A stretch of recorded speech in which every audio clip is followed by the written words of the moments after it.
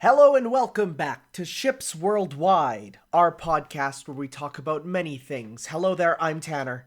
And I'm Adrian. And I have a question for you because I just had my world shook from the very depths of its core. Shooketh.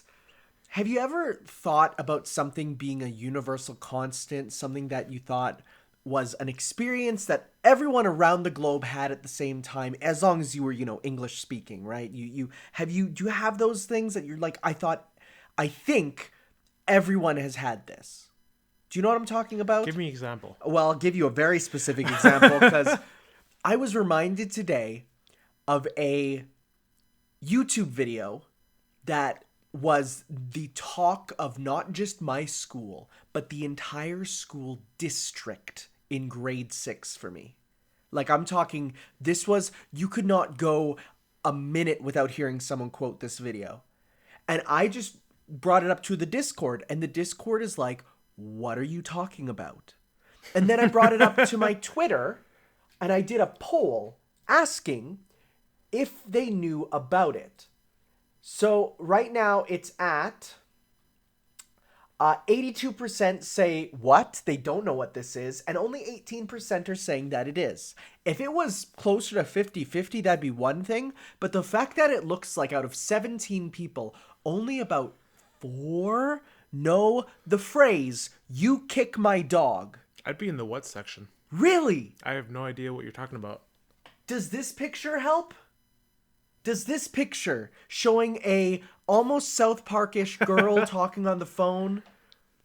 No. I've never seen this You've never before. seen this? No. This is whack. Like, this was the thing when I was in school. Huh. Like, people would get t-shirts that say, "you kick my dog." Like, I'm serious. And here's the thing. I swore that because of that experience in school, this was a worldwide thing. And then I went on YouTube, and this video only has about 3.9 million views, which for a video from 2006 is not that much, really, right? So I just had my entire universe destroyed because I'm like, now what else is there? Well, it's like every day I'm learning new things about, like, oh, I'm thirsty. Let me go get a glass of water from the sink. And then you hear about people like, you drink sink water? And it's like, yeah. Because, like, in other places in the world, that'll kill you. Yeah. Right? Or it's like, there's all these little things where I'm like, I guess that's so not... are you basically saying, like, something that's been normalized for you? Normalized. Or eating, you know what I like to do? When I fry up some bacon, dip it in syrup. Maple syrup. Nah, fam. But here's the thing. That's been a thing in my family. And when I mean my family, my extended family, ever since I was born. Mm-hmm. So whenever I say, eat some bacon with syrup, they're like, what? And like even you said, nah, fam. And I'm like, well, what else? What do you have it with? Like, what do you dip it in? Ketchup. Oh, gross! Bacon and ketchup? See, that to me revolts me. Because I'm like, you can't have... Oh. Like, maybe if it's in a burger with ketchup, that's one thing. But to just have a strip of bacon and dip it in ketchup? See, that sounds whack to me. But that's what we're talking about. These ideas of universal constants and things that we thought everyone had. For, like, something that's like a tradition, like a family tradition. Yeah. And you're like, doesn't your family do that? And it's like... No. But then you learn that your family's the weird one. It's not just a case of, some families use... It's like you talk to people and you realize there's no one else on earth who does this. And you're like, so what do I believe in? During Easter, do you do the cracking eggs with your family? Like, everyone has an egg and you have to smash it against the other's egg and see who's lasts the longest. So let me ask you a follow-up question to that. At Easter, do you do the hat thing? What's the hat thing? Well, the hat thing is where you take one of your favorite hats and you place it under the table, and the Easter Bunny comes and leaves presents for you. What? And inside those presents, you might get Final Fantasy Crystal Chronicles for the Nintendo GameCube, your first T-rated game because you're a little kid. Nope, never done that. So, Never heard about so that. again, this is another thing. It's actually a perfect segue that you brought up Easter, because that's another perfect example of I would go to school and I'd be like, "Did you guys put out your Easter hats?" And everyone would be like, "You put out our what?" And it's, for me, Easter hats was such a, and it turns out later it's because Easter hats was done because my great grandma had 24 brothers and sisters. So instead of birthdays, they did one thing a year where it's Easter was the time, because there's just a time when they had money, I guess, and that's when they would all get their gift, at once, right? Because when you have 24 brothers and sisters, birthdays don't happen, right? Because that is literally 2 a month, right? Jeez. If they're not bunched up, So, but like, again, these things that we think are universal constants that aren't.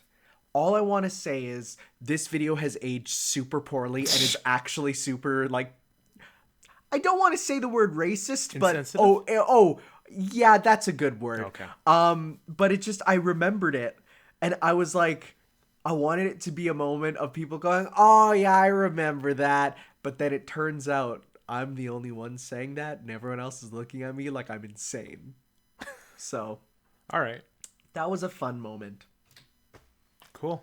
Hey, it's up to 80 and 20 now. So with 20 votes, that means, do the math quickly. How many people voted yes? Because if it's 80% and 20% with 20 votes. 4 voted yes now. Because it'd be, if it was, I'm good at math. Okay? But you hate numbers. I do hate numbers. I'm actually really bad at math. You just said you were good at math. I'm actually really bad, but I'm good at, like, whenever okay, this is a little bit deep into my psyche. No, I'll go into my psyche. When I solve, yes, we got more yes votes. When I solve very basic questions, I feel like the smartest dude in the world.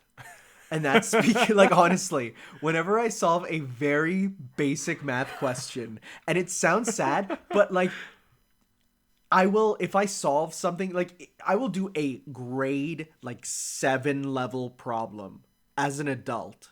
And if I get it right, I feel brilliant. Or when you do multiplication in your head. Yeah. Like, I've only now. It's like, oh, you carry the one out? I've only now started to be able to do long, like multiple digit multiplication in my head. Like, because I couldn't do that as a kid at all, right? So do you, like, visualize it? Do you visualize the numbers in your head? I basically do what I would write down as the equation in my head. That's what I do too. Yeah, there's other ways to do that, but those are whack. Like when people are like, the stick method. Some of the new math ways where it's like, draw out the cubes and then you add up the cubes. I've seen like stuff that's can't do it. Nope. And they're like, you need to teach the kids this. Incredibly complicated. I'm like, I'll teach the kids this, but I'm never touching it again after. Like, I will teach them how to do it with the questions, with the tutorials you gave me, but I'm not making them do it because I can't do that. Give me numbers, right? But yeah. Cool. Deep philosophical talks about math. Anyways. You want to head back over to the notes over there? I will. Cool. Anyways, don't look up the video, You Kick My Dog. It's pretty problematic, but that was peak 2006 for us. Pinnacle. I don't remember that time, so. Yeah, no, I have deep-seated memories of many childhood events that will never go away, which is good and bad. Because there's some stuff I want to forget. Anyways. Yes.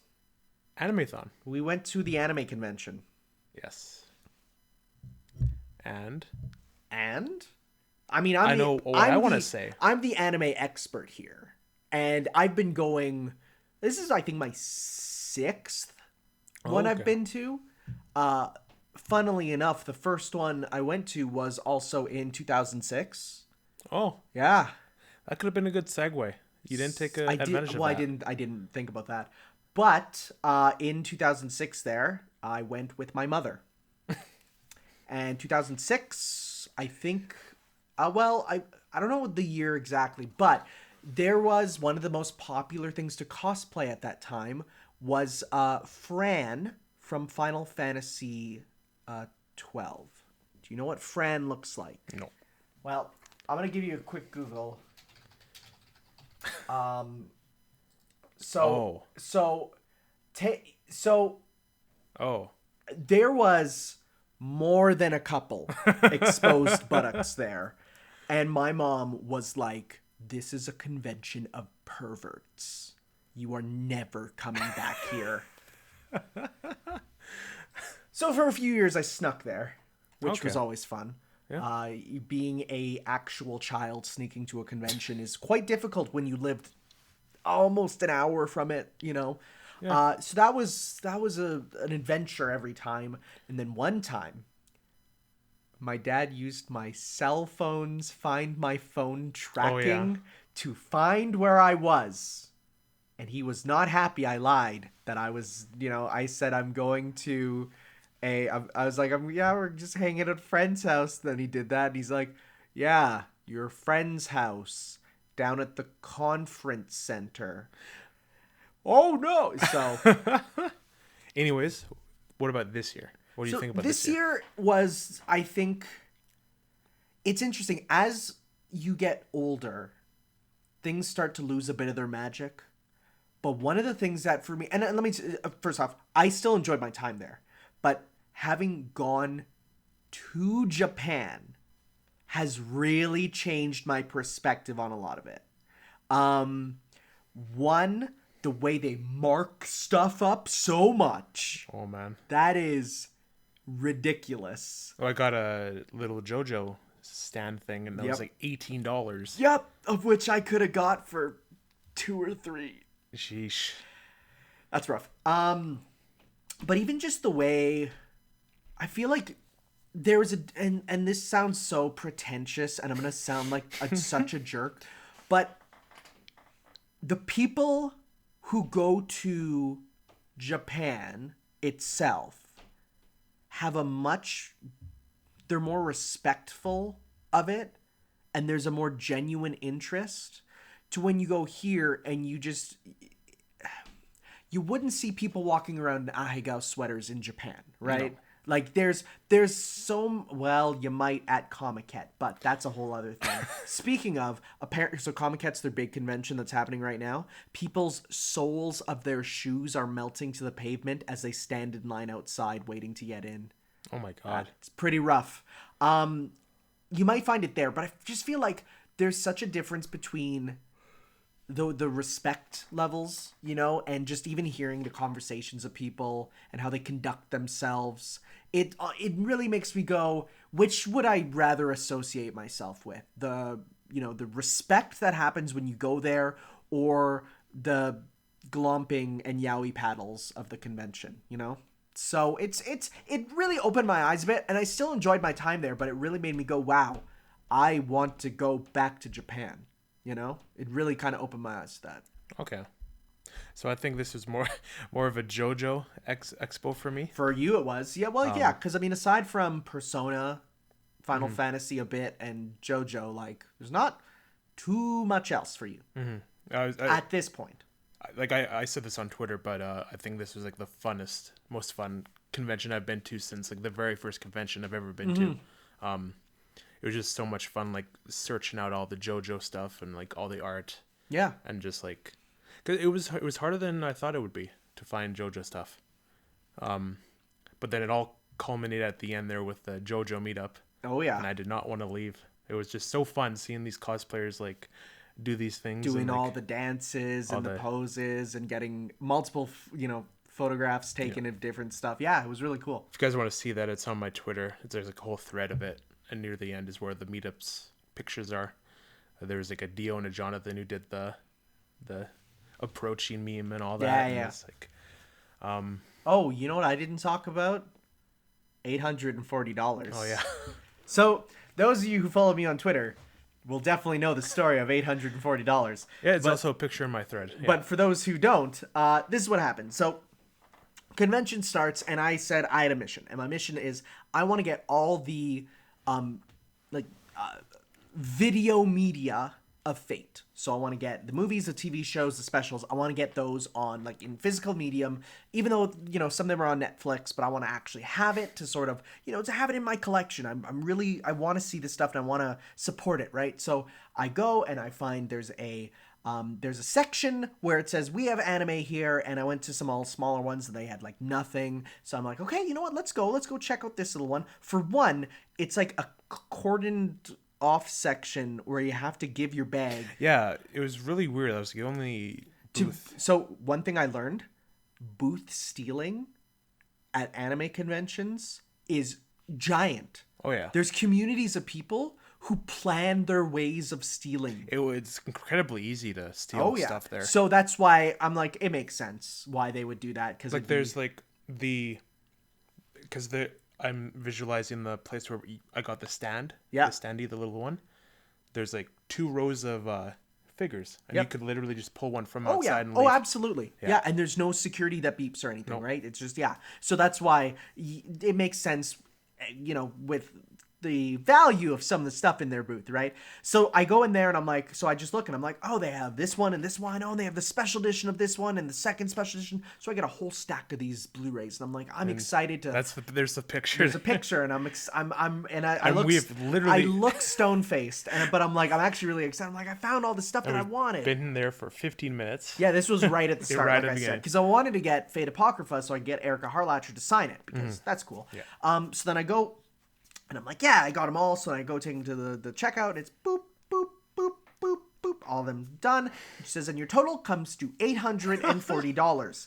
And at that point, I actually felt a part of me where I was... So I have a bit of a screw it gland where I'm like, I'll see something that's expensive and I'll be like, screw it, let's go, right?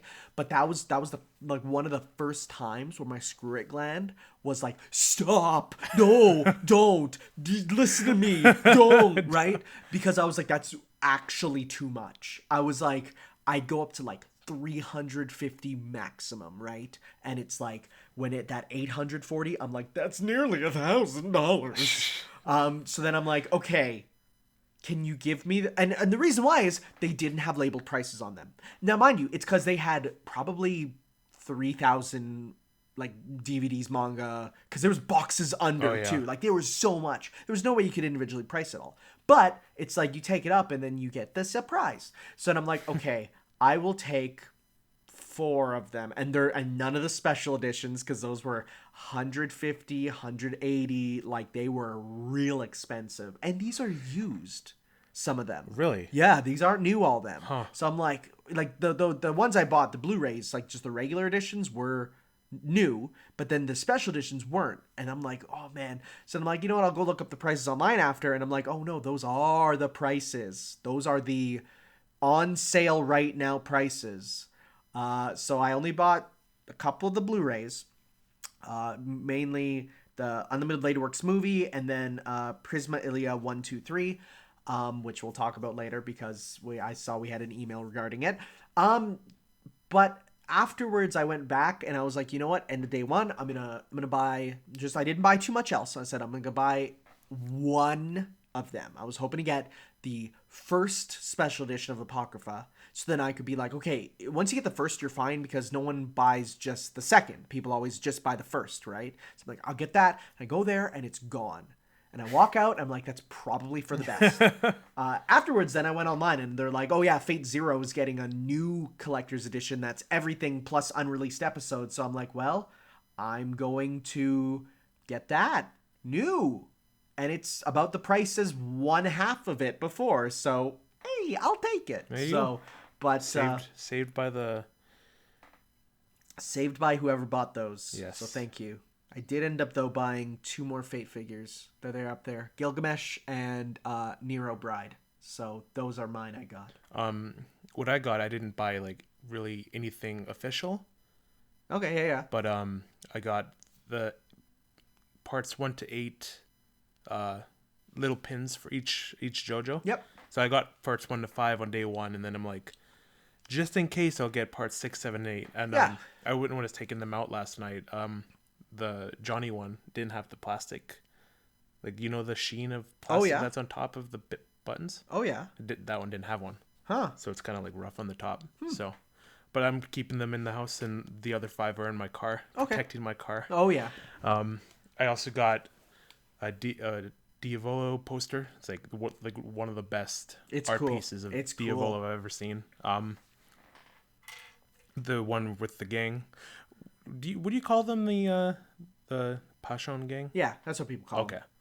One of the Passion gang, and then one of Josuke and Jotaro in Yeah. part 4.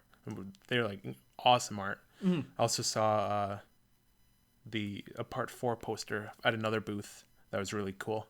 It had Josuke and Shining Diamond in the middle, and then all the characters on the outline and all that. What else? And then right before we left, you got them too. Saber ones, or Fate ones. Sorry, little square portraits of all the JoJos. Not all of them. I got 1 to 6 because they were having Yeah, you buy 2 get 1 free, so you got 1 to 6. So I got the same ones because they are really nice. Saber, Nero, and Gene Alter. So, and it's funny because I picked up Saber, and the salesman there's like, "That's my favorite," and I'm like, "Yeah, me too." It was weird because he was like, I know it's like it's an old series and all that, but it's just weird to see this like old Japanese man. He's my favorite. Yeah, right. Yeah. It was cool. And then when he gave me my JoJo stuff, it's like, you protect the JoJos. I'm like, I will. Don't worry. I didn't hear that. That's awesome. Yeah. That's awesome. He was a cool guy. I liked him. He was really good. And his art's really cool. I'm glad I got that. Yeah. What else? I got a little Diavolo keychain. Mm-hmm. And yeah, I didn't spend as much as I thought I would. I think I was like in the mindset of like, oh, they'd have like these official JoJo things and all that, but not that much. There wasn't too much, yeah, because there was stuff, but it was really expensive. I'm like, I'm not going to do that. You don't want to spend $240 on a Super Action Heroes Jotaro. Actually, I would. You know but what? Like I'm actually really curious. How much is that? Like, let's look that up to see how much it would be to get it from Japan. Okay. Because like I'm actually really curious to see if it's even close. So I'm just gonna type in Super Jotaro because it's Super Action Heroes Jotaro. Oh look, this one here is $63. Like, and it was at the convention. It was like what, $285? Yeah. Look, this one $32. And then the part 4 one on the left there. Yeah, $32. Like $30, right?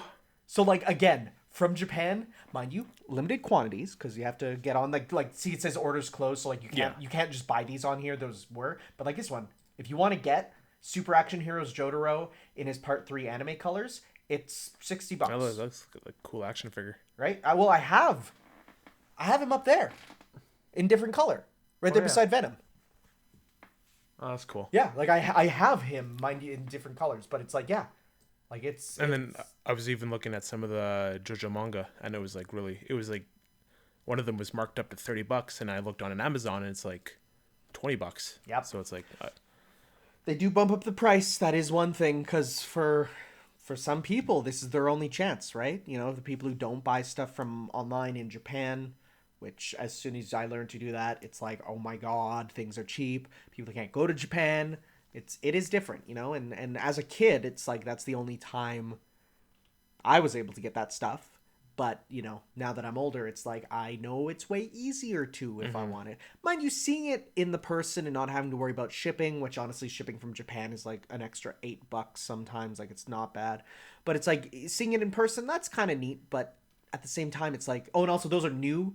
Versus where a lot of the ones we were looking at were used, right? Like they were like you want that Fugo? It's like he's not going to take the box out and there's a new one under it. He's going to take the one on display, put it into the box and give it to you, right? So it is, you know, again, different, but it's yeah.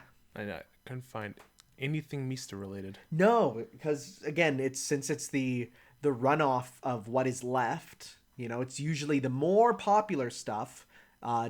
Is the one that's left behind, right? You know, it's Mista is very popular. He's arguably, like, especially in Japan, like Japan's part 5 is their favorite part, and Mista is probably one of their favorite characters. So regarding cosplay, the JoJo ones I came across were Fugo. There's a trio of Fugo, Abakio, and Speedwagon. Yes. And then the next one, I think my favorite cosplay out of all of them was the Doppio one. Doppio. Oh yeah, that one Doppio was so good because she had the face paint on, and then when we asked for the picture, she turned her head at such a perfect angle that it looked 2D. And she did like the ringing. Yeah, like it was perfect. Did we get any more that day on day one? Yeah, there was one more group at least. It was Oh no, it was the Giorno that did the oh hand yeah. thing. So we got a picture with this Giorno, and this Giorno did a pose, and we took the picture, and then we looked later, and he's doing the circle game on him. And we're like, and we posted it to social media, and we didn't notice, and then everyone there did, and they were like, he got you, and we're like, ah. And then we saw him later, and he was the next Dio. day, and he's Dio, and we brought it up to him. Yeah, we brought it up, and he's like, "Ah, I got you. I got a few people," and I'm like, "Oh, that's a Dio move to do." And he also did when I took the picture of him. He did the pose. He was alongside Mista. It's really cool that a lot of them have the poses down. Like you can tell they practiced, right? The Koichi one, I love that one. So we got one with her Koichi, facial expression too. Koichi's doing the little Koichi step from the opening, and then I forget her name. Raimi's doing the point, yeah. And then we saw the Mista cosplayer, like, there's like a balcony that we were on, and then below was like a bunch of other cosplayers. So yeah, because it's like we're on a convention center that's kind of on a hill, like it's at the top of the valley, right? And you go down into the valley, and so a lot of them will go down there to take their group photos, right? So you'll see groups of them walking around through the river valley, but then we look down and we see Mista, and he's there with just a bunch of random cosplayers. But what does he have? A sword. And we're like, oh no! And so we took a picture because it's so wild to see Mista with a sword. And then our friend Beat's like, oh no, he's gonna find a way to stab himself accidentally.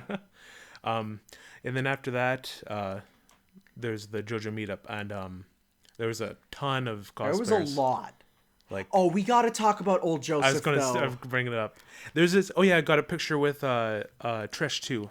She was the Trish was really good. And the old Joseph was with her, and I was like one of my favorite. This old Joseph he was an actually old guy. He was an actual old guy, and like he was okay. But there was one point where I cringed so hard. Were you by it when that one dude bro walked up to him? No. Oh god, it was what the happened? Worst. There was this guy who he sees old Joseph, and he's like, I'm gonna ask him of his opinion on the Japanese. And so he runs up to him. Oh my god. Like, old Joseph, what's your opinion on the Japanese? And he's like, what? And then he's like, you're supposed to say the Japanese are stupid. And I'm just there, and I'm like, oh, like from what I listened to, talking to people, he has, like, the old guy has watched JoJo, and like he's but it's not everyone's mega dweeb super fan, right? Yeah. Like he was expecting him to say, I'll never forgive the Japanese, and it's like, but not everyone is a dork. Yeah. And like, that killed me. I was like, I will say, this is the thing about anime conventions. Every now and then you see an interaction that you just oof at. You see one every now and then. Like there's a lot of really nice people. The guy we stood in line with for Erica Harlacher. Yeah, we also got our signature. Yeah, I got it on Persona 5, the Steelbook, and you got it on Persona 5. Persona 5, and then I also got it on the ruler card, Jean, and I also then gave him my copy of Danganronpa 3 to get that signed. Yeah. So because it was 2 free with the pass, so. But yeah, we stood with this guy and we just talked with him, and like he talked with me about One Piece and you about Overwatch, so it's like it all worked out fine. And then there's a guy in front of us who kept talking. Oh, keep the line's going. I'm like, okay, you got it. Again, it's like so it's like you get little different people, right? You get the ones that you're like, yeah, we'll talk with you. Or like the nice old couple who just came up and talked to me about the cosplay contest. They're like, so how long how much money do they win for the cosplay? And I'm like, oh, I don't know the exact amount, but it's a sizable amount. This has been going on for a while. Yeah, it's a 26. You're so smart. Thank you. It's like you have these really nice conversations, and you have really whack ones too. And it's like, well, it's a toss up. Yeah, but like back to the cosplay. The JoJos all like lined up to their parts. Yeah, and they were like doing like their dances from their parts, and it was like one of the most amazing things I've ever seen. Because there was a professional YouTube video guy there, and he was filming them, and he was getting them to do different things. I think a lot of it was for a promo video for Animathon, so they got them all out there, and then they were gonna like the one that they did, which was cool, is where they had Caesar walk up, and then they all lean back, and he leans back, and then they all lean back too. They were doing one where they panned by, and then as they panned by, they each did their poses, and again, they were all lined up. They had one where, they had dances, and so it was... Yeah, they got the Part 5 crew to do the torture dance. Yeah, it was really cool, really well done. We had all them T-posing, Yeah. which was something special.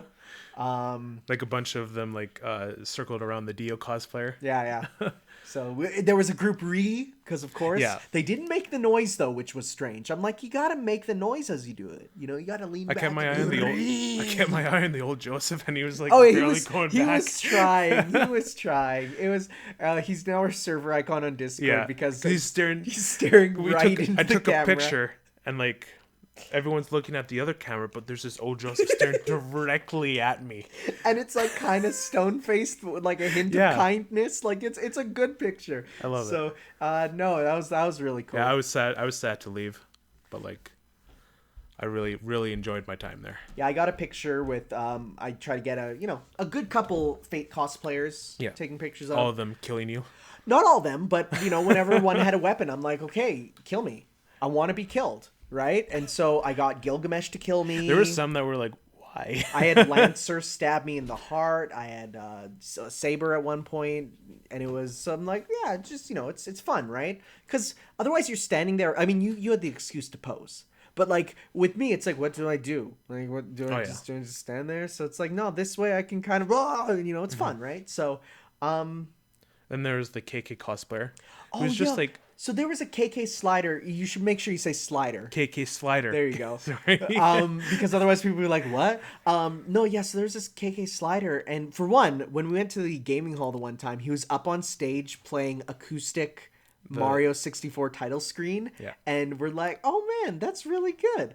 But then later on, he's outside with, everyone, and he's just strumming away at the GameCube Animal Crossing theme. He's just playing. And we're he's just in the corner. He's just in the corner playing. No one's looking at him. No. We're just standing beside him, and he's just doing it. And we're like, that's awesome. That's good cosplay. That's really good. I like that. It was subtle too. It was a subtle cosplay. It was like if you didn't know. I mean, aside from the ears and the nose, but other than that, it's just dude in a white T-shirt and jeans with a little guitar. And then we we went to one panel, the Zelda trivia. Yes, we went to a Zelda quiz. Yes. The Zelda quiz, and it was a Kahoot, where it was all these questions. I would say there was about 20 good questions out of 25. There was a couple there that were hot garbage. Oh, yeah, for sure. The ones that were asking, what was the date this game released? And the answers are the day and month. Mm-hmm. Those are trash. Those are actually, there was nothing. And it's there. not like Breath of the Wild or something like that. It's really obscure titles. Yeah, it's like when did, it was, I think it was the Oracle games or something, right? Something around that, or a Japanese release of a game or something. Yeah, the one that I thought was really good was which of these Zelda games is fake, and they're all that one was really good because I jumped on immediately the Tingle's multicolored balloon trip because I only know that as Tingle's Balloon Trip when that got an English release on Club Nintendo, but because they went with the Japanese transliterated name, it was technically wrong because the one that they put up there to say 2 BS Zelda games, but one of the BS Zelda games was wrong. And then they're like, we don't know what BS means, though. And I'm like, guys, it's broadcast Satellaview. It's so obvious. And I yelled that out, and they didn't hear me, and I wanted to die. There's some kind of cringe going on in that panel, too. Okay, so I've never had a good public experience with something Zelda. Okay, so Zelda concert. You're supposed to be... You're at a concert. You don't yell out at an orchestra. That's lame. Oh. And that's where I had, because they have during intermission and stuff, they'll occasionally play small Zelda sound effects. One of which is Navi's "Hey Listen." Take a wild guess what nerds instinctively yell when they hear Navi. Take a guess. It's 3 little words. Shut up, Navi. Yep, every single time, like clockwork, and they think they're so funny, and I'm just like, oh, that. The Zelda escape room. There was a couple cringe lords there. We did that. I don't remember. Oh, I do. Oh, not good. But then there's just a lot of correct, like really pretentious correcting. Yep. At A lot this of panel. people being like, well, actually, it's like, Who cares? Shut up! We were literally running out of time, and he's just like correcting on something so petty. yeah. It's so, but you know what? I ended up getting second. By cheating. So listen. You cheated. That's like Listen. You can't twist that. Listen. One, there's no such thing as cheating. It's called creative winning. Number two. You're a teacher, Tanner. Number two. You can't say that. There's a difference between a test in school and a quiz with bad questions. Okay, sure. I would not make a quiz with bad questions. Anything involving dates that don't include a year is bad. Okay. Those are legitimately bad questions. It wasn't set up entirely well too, because they were like they had a physical one and a digital one. They had a physical quiz and a digital quiz, and they were kind of going back and forth, meaning there was a big downtime for the other side during it. They should have just had it be the physical quiz just has the questions on it. You do it on your own time, and you hand That's it what I in. thought that would happen. That would have made way more sense, but they just gave out pieces of paper and they answered like it was weird. Because that downtime was just like, oh, It was rough, yeah. The pacing was bad. That made me really think, boy, I could put on a fun panel. About feet. No! That's what you said. It was a joke. But I could actually, I actually kind of want to, so I'll see about it in the future. We'll see. Anything else that happened? Just trying to think. Oh, we met up with Fuad. Yeah, we met up with our bros there. Yep. He was working the Nintendo booth. Yep. Giving out the whole thing with the Mario and Luigi construction hats. So we I started when we got there, started looking around the hall, and we see a lot of people with construction hats on. And now the actual staff, their theme was kind of construction worker-ish. So I thought, okay, but then I started noticing just random cosplayers would randomly have these construction hats on. But more importantly, they and exclusively for a while, I saw Luigi L's on them. I'm like, there was not a Mario. I'm like, what's going on? Why does is there a Sany joke? Is there a meme? Is there a guy going around handing these out? Yeah. What it was is you go play Mario Maker, you can get a Mario Builder hat. Yeah. Okay, that's cool. It's a promotional thing, right? Don't get hats as one of your first things at a convention. You don't have room in your bag for it. Exactly. A big construction hat. So I'm gonna take it to my school and put it on my desk, which will be kind of fun. But that was something that was kind of funny to see. They were demoing a couple games there, but nothing too crazy. Just stuff that's out. All the stuff we had. Yeah, I think every single game there I have. Because there was Smash, Mario Maker, and Fire Emblem, I think. And Marvel Ultimate Alliance 3. Oh, I didn't see that. Yeah, that was past on the other side of Smash. Oh, okay. Yeah. Yeah. Yeah, but I think that's about it for me. Yeah. I really enjoyed it. I can't wait till next year. Yeah, it's going to be good. Of course, we have our general comic convention coming up. That one I feel is fair priced, too. I feel like that one, the pricing on goods in there. Oh, yeah. I feel like, now mind you, the pricing on autographs, whack. Oh. It's whack. But the pricing on goods there is better. So it's a toss-up. They really, one of my friends mentioned that they really focus on just gouging prices for autographs, and that's all they focus on now. And it's it's really went downhill. But I still enjoy going. There's only one person. Well, no, there's two. There's two I really want to see for autographs there. Justin Briner, Deku, and Veronica Taylor, the original voice of Ash. Okay. And I want to get my Pokemon Puzzle League N64 cartridge signed by her. That I'm excited for. So I'll probably get Overwatch signed by the Mercy and Diva voice actresses. We'll get to that later for how I feel about that. For sure. But yeah, I think that's it for Animathon. We got a lot to go through, so we should... Yeah, we got a lot of news, actually. So we will definitely be doing that after we go into whatever else we've been playing, watching, all that good stuff. Yeah. So Hero came out literally 2 days after our last podcast. Yep. We were not Sunday. joking when we said that it would happen. Yeah. So what do you think of Hero? Banned. What do you think of Hero in the fun mindset? Hero's having fun. Hero's fun. But oh my god, is it not fun to play against? Because when you get diddled by the RNG, you can't feel good. When you get a random critical hit and that's what kills you, or when it's you won because you happen to get the people are like, you can get the combo of Hocus Pocus to make you big with magic burst Like, if you're on any stage, that covers the entire stage. And or like half of Palutena's tempo. And it will kill at 30%. So safe to say he's going to get nerfed next. He has to be nerfed because some of the stuff that you can do are just This jacked. is like Bayonetta on steroids. Well, but Bayonetta on release, it was like, it didn't even feel this good, right? Like on release, Bayonetta felt like Bayonetta had weaknesses. Yeah, well, Hero has weaknesses. The weakness is RNG, but RNG could not affect you. But it's also like that if you're like in a high tense situation, you accidentally select Kamikaze on your last stock. It's true. That is true, but it's still whack. He's still fun to play as. Oh, yeah. Casually, he's fun to play as. Yeah. But I cannot see this going over well with, like, affecting tournaments for a while till they nerf him a bit. Yggdrasil's altar? Yeah. It's okay. It's a Smash stage. I really like its layout. I think it's really good for... It feels like a less chaotic version of Bayonetta stage in terms of how the platforms come in and they come from the side. I think the mimic thing is really fun. You know, you go down there and if you turn items off, it doesn't appear. That's a fully legal stage. So that's is it legal? Fully legal. The only part where people think it's like iffy is at the very beginning when you're on the ground.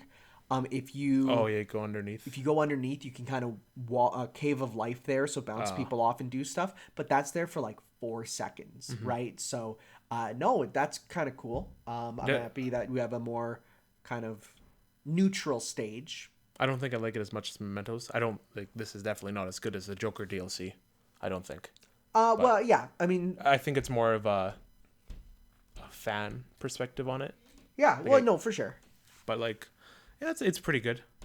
Can't wait till Banjo. Banjo's gonna be cool. Banjo's gonna be really cool. I'm excited for that. Anyways, Persona 4 anime finished finally. Those final episodes were like, those were amazing, because it did stuff the game never did, and like there was like multiple. Ooh, I almost spoiled it. Yeah, I was gonna say we're not in the spoiler section, so be careful. Keep it general. The moments that were in the game were changed enough to make me feel like it was better than the game. That makes sense. Yeah. I can't say much more. Yeah, because you want you to. Yeah, there's a lot of spoiler stuff at the end. There, yeah. Then I finally started Persona 4 Dance and Persona 5 Dancing. Were you playing the Persona 4 Dancing story mode? I have been. I have opinions on it. Isn't it whack? It's kind of bad. It's kind of whack, right? Yeah, it's kind of like let's get going. Like, I'm like, there's points where I'm just like looking at my phone, pressing the X button to listen to the dialogue. I love visual novels. This is a bad visual novel. This is like a first impression of a visual novel, and I do not like visual novels just from this. So yeah, like that's a bad one because it is bland and repetitive. Yeah, it's basically just like we're on another stage. The shadows are dancing badly. We gotta dance to stop them. We did it. All right, go to the next stage, and it's like cut to the other party who's going down their own path. Yeah. Oh no, shadows are dancing weird. Let's dance. Oh, we did it. You know. It's like frick. Yeah. Here we go. But the songs so far, like I think I like all of them except one. Yeah. Which is the electronic version of Signs of Love. I know exactly the one you're talking about, and I think that one I skip on my phone quite a bit. Yeah, and the other one, the jazzy one, I love that one. Yeah, that's a good one. Yeah. There's Specialist, which is like top tier. So good. It wasn't a dream come true. It was I had it and then I forgot like a it dream again. come true. No, it was another one. You sure? It was Your Affection. Oh, that one I really still love that a dream come true. Yeah, I did that one too, and I like that one too. Yeah. There was a unique one I did today. It was one of Risei's songs. That was pretty cool. Oh yeah. The Heaven remix. It's really good. It's good, but it's really hard to get a beat down when you're playing it. Oh yeah, I could see that. I couldn't get a beat down on it. But yeah, I'm really enjoying the gameplay when I'm actually playing the gameplay. And then on Persona 5 Dancing... Well, I'm just going to say right now, the final song is amazing. And the incredible thing is when you're using the Persona Dancing DLC in Persona 5, the final song is the one that plays for every battle. It's ridiculous. Oh, wow. It's really it.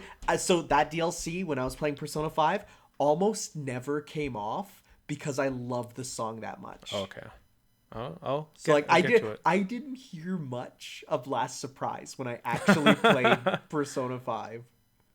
But yeah, I've been doing Persona 5 Dancing too. It's really kind of shallow compared to Persona 4. Okay, but I'm gonna be real.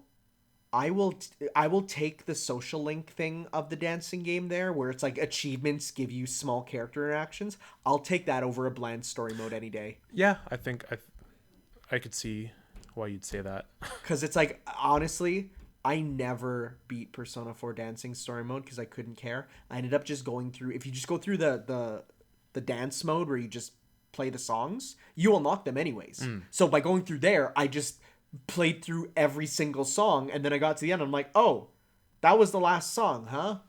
Oh, okay. I think I'm near the end of story mode since I've like saved the people, but I'm not sure. Oh yeah. How do you feel about their costumes, like their dancing costumes In 4? in 4? Um, Naoto's is just the single greatest thing ever, right? it is, and she's a good dancer. It's just the best. Yeah, it's Like, awesome. She's like, "Oh, I'm not that good," and all that, and then she's like, she busts moves, Right? Yeah. And there's a kanji with 2 left feet. Oh yeah, Kanji's not that good. Kanji's like an interpretive dancer. Like he tells stories through his movement, not so Pretty much stylish. Yu's and Yosuke's are pretty much just like more spiffy versions of their school Yeah. uniforms. Chie is just having her like suit zipped off and Yeah. its t-shirt out. Pretty much. Is Yukiko's even any different? She has headphones on. I think there's more like style on her Okay. dress. That's it, I think. Teddy has a crown. Yeah, and he's no one of them's like, he's a slicked up hair. Oh yeah. I showed that to Beat, and his like his mommy dressed him that day, and I'm like, who's his mommy? He's like, it's Yosuke. No, that makes sense. Yeah. But yeah, I think I've been more customizing my characters in 5 since I've been putting like Yeah. I really like glasses on Yusuke for some reason. Glasses. Yeah, I could see that. Yeah. Yeah. I think that's pretty much it. What about you? So I've been playing quite a bit of Fire Emblem Three Houses. That game is addicting. I have not felt a game this addicting in a long time. And it's literally the feedback loop of this game is perfect. You run through the week, you do your quests, you have a week at a time. What are you doing this week? You do week 1, 2, 3, 4, end of the month, you have your chapter. And then as soon as you finish the chapter, a whole bunch of stuff unlocks for the next week. So you're like, I can't stop now because I just unlocked stuff. And then you do your stuff, and another month goes by, another battle. Well, I can't stop now. The battle's here. You do the battle, and it's like, whoa, this is addicting. This is probably the best Fire Emblem game. Wow. It's kind of perfect for gameplay. Characters are a perfect balance of. Okay, so Fire Emblem Awakening had some good characters and then some very bland ones. Like, I'm talking the blandest of blands, right? Fire Emblem Fates had a series of actual weirdos and perverts. Like, every single character in Fire Emblem Fates is either a horrible person or a crazed maniac. Like, they're all like the worst stereotypes, right? Yeah. Where this strikes a really good balance of characters will have a trait that is their thing, but it does in no way define them forever, right? Like, there's a character who, yeah, kind of the joke at times is he's sleepy. He likes to sleep. He'll go off and sleep. But at the same time, he talks about where he comes from, his interests, and like, it really goes in with a lot more. Just because they have a character trait doesn't mean they're just that, right? It's like, just because, let's do a Persona example. The difference between Akihiko, you don't know him much, but you know who Akihiko is, right? Punchy guy from Persona 3. Is he like the guy Silver with the hair. beanie? No, silver hair. Oh yeah. So yeah. in Persona 3, he'll make a joke about he'll say something about protein powder like in 1 month, right? Like just an offhand comment. In Persona Q, every single conversation involving him has him bring it up at some point. right? That's that idea of taking one small character trait and expanding it to be the whole character. This is not that. This is, you have small traits that make deep characters. And that's why they're really good. There's some really dark stuff here with some characters. I follow Stealth, I think he is on Twitter, and he's been like saying like there's been some twists that I have not seen coming. Oh yeah. I don't know if I should say this, but can I tell you my story about Stealth? I got a message one day from Stealth. Wait, what? Oh yeah. Do you want to segue into this now, or? Well, it's just a short one. It's just kind of weird, but it's like, I just remember one day I got a message from him. I wasn't following him, and he just said, "Hey, you look like you'd like the type of content I post. Would you mind following me?" I'm like, okay. So I did, and I was like, okay, whatever. But then one time someone said, one of his leak things that he was going on about at the time, this is like years ago, ended up on, I think, the Smash Bros subreddit, and then someone was like, "I don't know, what's the deal with this guy?" And I was like, "Yeah, I don't know, he just asked me to follow him one day." And then I ended up getting a message from him again, and he's like, "Was that you talking about me?" And I was so scared. I'm like, what? No?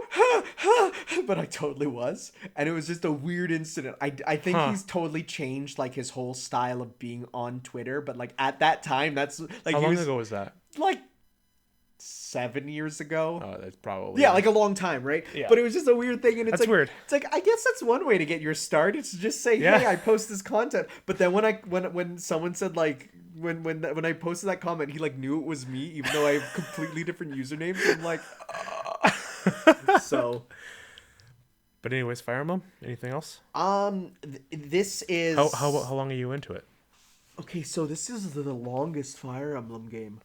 Like I'm the time I'm at now is already more than I've done Awakening and Fates combined. Really? Yeah. Well, at least the first route of Fates. I only did one route because I really couldn't care less. Fates is bad. It's a bad one. I've heard. It's really bad. Like, the gameplay was good, but the story was the worst. Versus this one, where it's actually, the story's really good. Like, it's really good. And I think what helps is the pacing.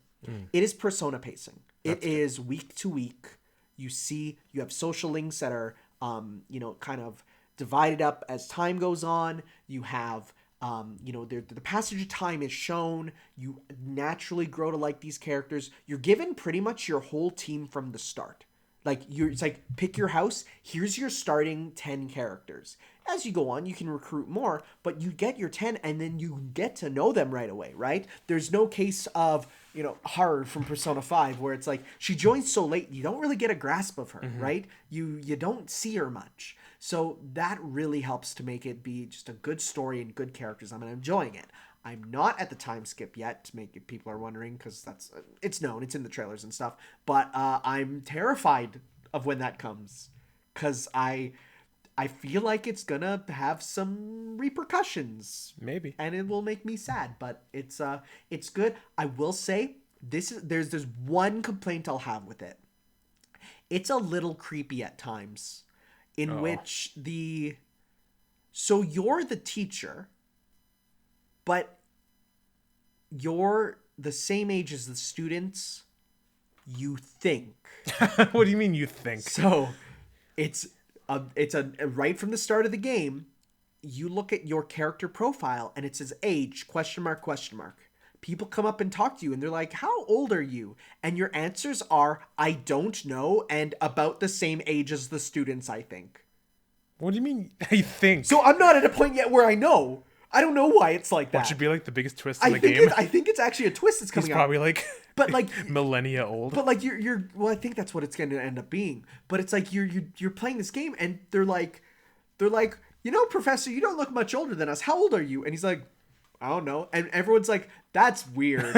And it basically the response of everyone is, "Boy, your dad was messed up to not tell you your age ever." And then they accept it and move on. That's definitely going to wrap back Oh, around. 100%. But even still, the fact that... So there's no dating while you're in the pre-time skip stuff. Like that all happens once everyone's an adult and it's all good. But at the same time, the fact that you sow the seeds of romance still, right? You'll get a student who comes up to you and they're like, I'm such a wreck. No one will ever marry me. And the options are like, don't say that. It's all good. It'll work out. Or, yep, that's the case, you piece of trash. Or, I'll marry you. Ha ha. Unless. It's literally unless. And the response from them is, and that's the best option to get the best like relationship up. So if you're going for that good route of trying to get as much relationship points, you have to be a creep to everyone. You have to be like, there's even one point where it's like, there's this one guard who stands out by this one gate and he's always talks to you and he's like the only like named character you can talk to. Like it's just like the one random NPC you can actually talk to. And he's like, hey there, professor. Hey, did you hear the story about how if you think about a girl that you really want to like fall in love with on the day of this like basically Valentine's Day thing, then you'll like live with them forever and you'll have an amazing relationship. And it's like, you wonder what girl you would think of, and it's a list of students. And I'm like, oh no. It's a little rough. Manuela's the best though. She's an actual trash fire. She's like, I've never seen Mood the character. I've never seen a character who actually represents what being a teacher is like in media like this. Because like even the little details of, you look at her outfit and she's wearing like a corset, right? But she's such a dumpster fire that they're not going into the right holes. like Manuela Fire Emblem. I'm gonna show you. She's wearing it. And they're going into... Oh, we're going to get some weird art. This is Beat's waifu, right? This was Beat's waifu. And then Beat learned she's a trash fire. Okay, oh, wow. So, like, take a look What here. a terrible person So, he like, is. do you see? They're not going into the... Like, that's supposed to be all, like, lined up nicely. But her bodice is, like, totally put on wrong because she's a mess. Huh. I mean, you hear stuff where it's, like, one teacher comes up and he's like, I saw Manuela drop a sandwich on the floor. And she said, 5-second rule, and picked it up right away. That's a little weird, right? And your options are, that's hot or that's weird. She, like, hits on you, and if you hit back, she's like, oh, I don't know what to do now. People don't hit on me back. She gets blackout drunk all the time. So mood the character. She is such a mood. We stan her. She's great. Cool. Last thing I'll say, best character in the game, Bernie. Bernadetta. She is the best. Absolute. I want to protect her forever. Like, I actually, number one, her story nearly made me cry. And, like, I only got to her B rank. I don't know what her A or S ranks are, and I don't know if I can handle it. But she's the best. Okay. Also, she's a damn tank of a sniper. But no, it's a good game. Cool. I'm just going to quickly go through a few of these. Continuing Fate Stay Night. I'm not going to say spoilers because people, the video might not have... It won't be up yet. But I want to die. I've told you what happens, and don't say it because we don't want it said. That's a pretty big wipeout. But I want to die. I've also been informed that since I am playing the censored version, the worms that eat people have had their designs changed. I'm going to show you because someone... Should you search this up? Well, it's in my comments section. I'm going to show you what the original ones looked like, and you give me your reaction firsthand. Okay? The original are on the left. Oh no. the what I'm playing is on the right. Oh no. So that's a big yikes. That's a big yikes, right? They're called lust worms. And yes, they do exactly what you think. Oh no. Yeah. So I am in the horror route right now. And it is genuinely disturbing at times. Like there's been more than one occasion where I'm like, I feel gross. Like it's rough. And I don't get that from reading, but it's the combination of the reading, the visuals, and the music. That combination makes it unsettling. And this is a video game, like I will reiterate, with no actual gameplay. You are just experiencing it. And it's... Woo! Woo! Yeah, that's still happening. Bloodstained. Will it ever not happen? What, Fate? Yeah. I think at least at the halfway mark of the second final route, because I think there's a final one. Like once you complete all the stories, you get like the final story. So I think there's that. I'm pretty sure. I think I'm 50% done the second final one. So Okay. I'm getting there. Bloodstained though. So I am close to beating it. Very close. I spent 2.5 hours this morning finishing off side quests. 2.5 hours is a lot. This game has way more content than any other Igavania. You can beat most of his games in under 2.5 hours on its own. So it's good, but there's a balancing concern here, okay? There's cooking side quests where you have to get the ingredients, cook something for this old lady, and then she's like, oh, I've always wanted this, thank you, and she gives you a crazy weapon. I don't know why this old lady has all these weapons, but I'll take it. You eventually get to a point where every single recipe calls for the same ingredient, meaning you have to go and you have to kill the same enemy hundreds of times because it's not a guaranteed drop. It's called the G-bone steak. I've heard about this. And you have to get it so many times. Like, you have to probably get 15 of them by the end. And even making a character build for max luck, max item drops still took me like 2.5 hours, right? So it's... That I didn't love. That's the one mark off this game. Like, I would say right now, the game is a 9 out of 10. Okay. Like, that's the one mark off. Otherwise, Jesus, this is a good game. There's so much cool stuff in it. There's big JoJo references. Like, I'm actually surprised no one's being sued level. Wow. Like, I'm talking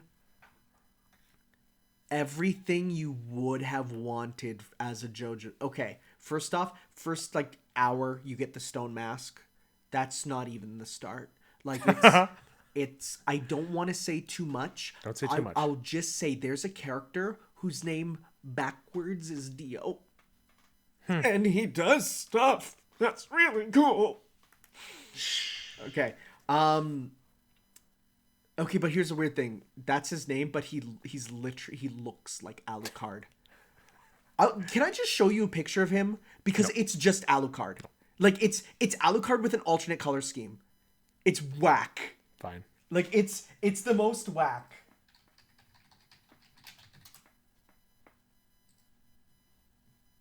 Okay. Look at this character. Isn't that just Alucard? Pretty much. That's just Alucard. And he's voiced by the original PS1 voice of Alucard. Not even the new voice. Not Yuri Lowenthal. Not the voice from the new translation. It's the original voice. Bad line reads and all. It's wild. That's a good game. Cool. Other than that, I've been watching more Dr. Stone as it comes out weekly. This might be one of the best anime adaptations of something I enjoyed the source material of ever. I want to watch it eventually. It's so good. It's the music, the way the shots are done. It's really good. There's rap music, which I wasn't expecting, but I'm very happy about because it makes things extra hype. You need to watch this. You actually need to.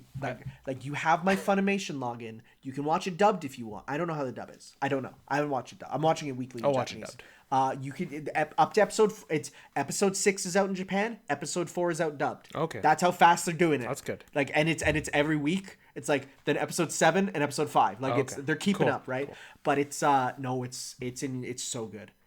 I've never loved science more. And then finally, I've been doing a reread of One Piece. So I've been going from the start. I'm now on to about chapter 200.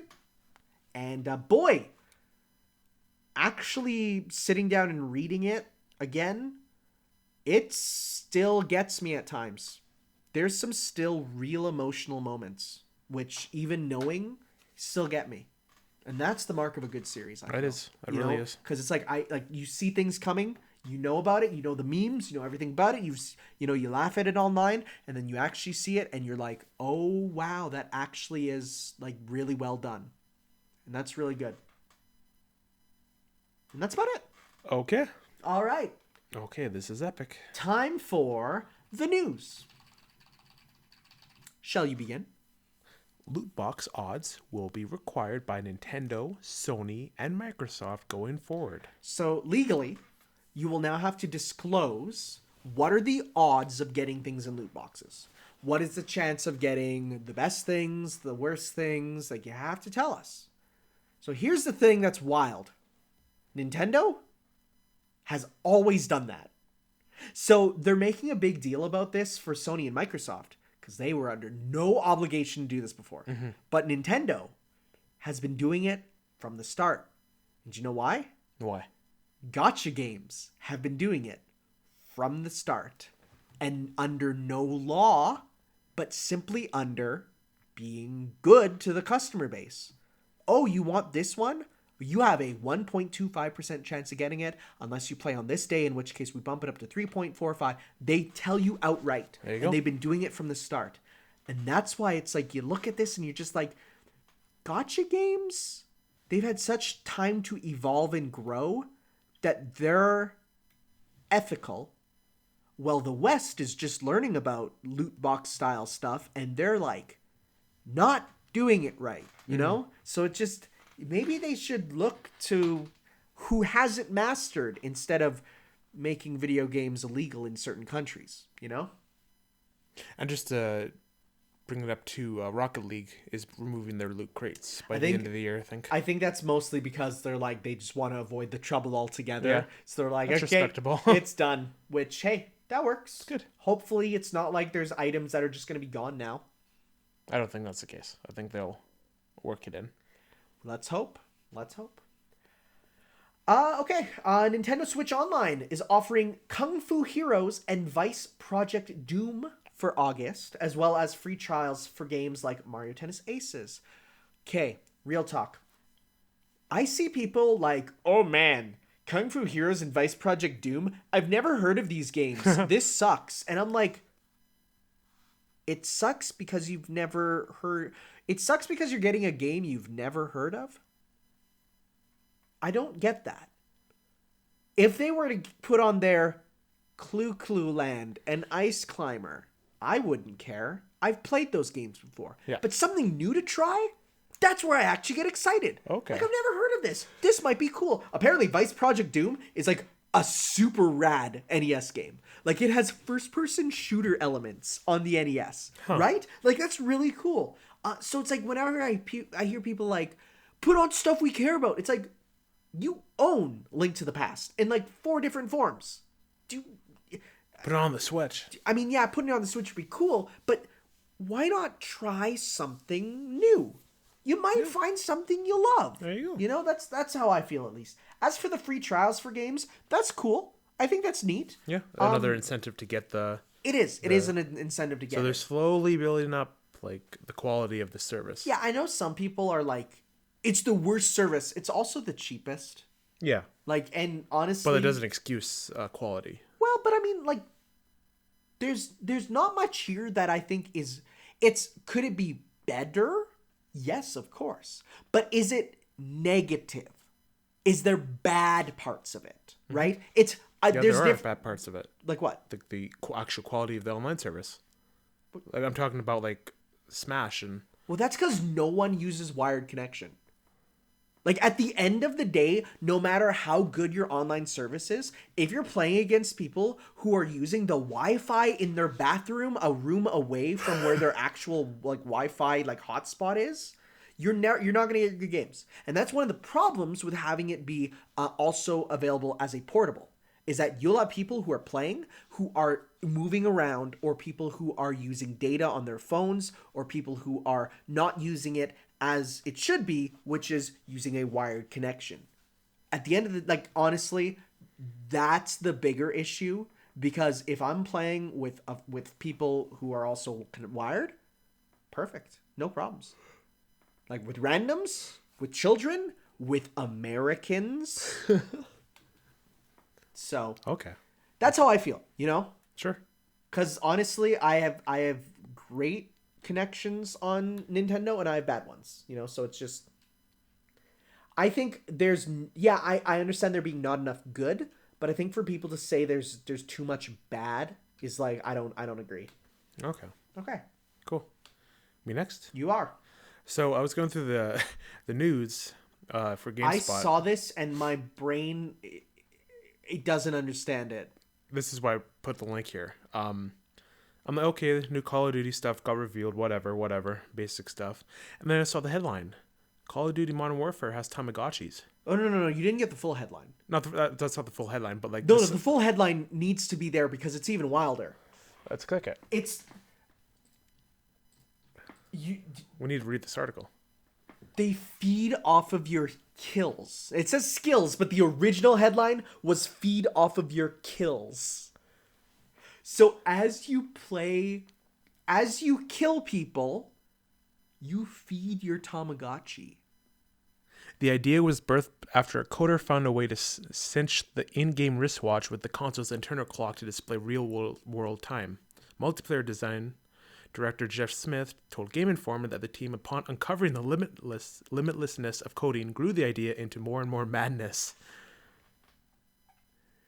And they react directly to your performance, reminding you that you are either doing great or you're doing terribly by going yatta and making a little noise or just dying. The virtual pets even evolve out of their eggs should you pull together a successful string of kills. Wild. The last thing I associate Tamagotchi with is the American Armed Forces. This has me interested in this game. My question is it actual licensed Tamagotchis, or is it like a Kodagotchi that is like its own sort of like rip off thing? Just click, yeah, there you go. I don't know if this is gonna be actual video. It might be just like a news summary. Oh, I muted it. You did, but you didn't click Thanks, the mute button. GameSpot. Did it? Yeah, it's just them showing a bit of gameplay with the announcement of it. There's not probably gonna be actual footage.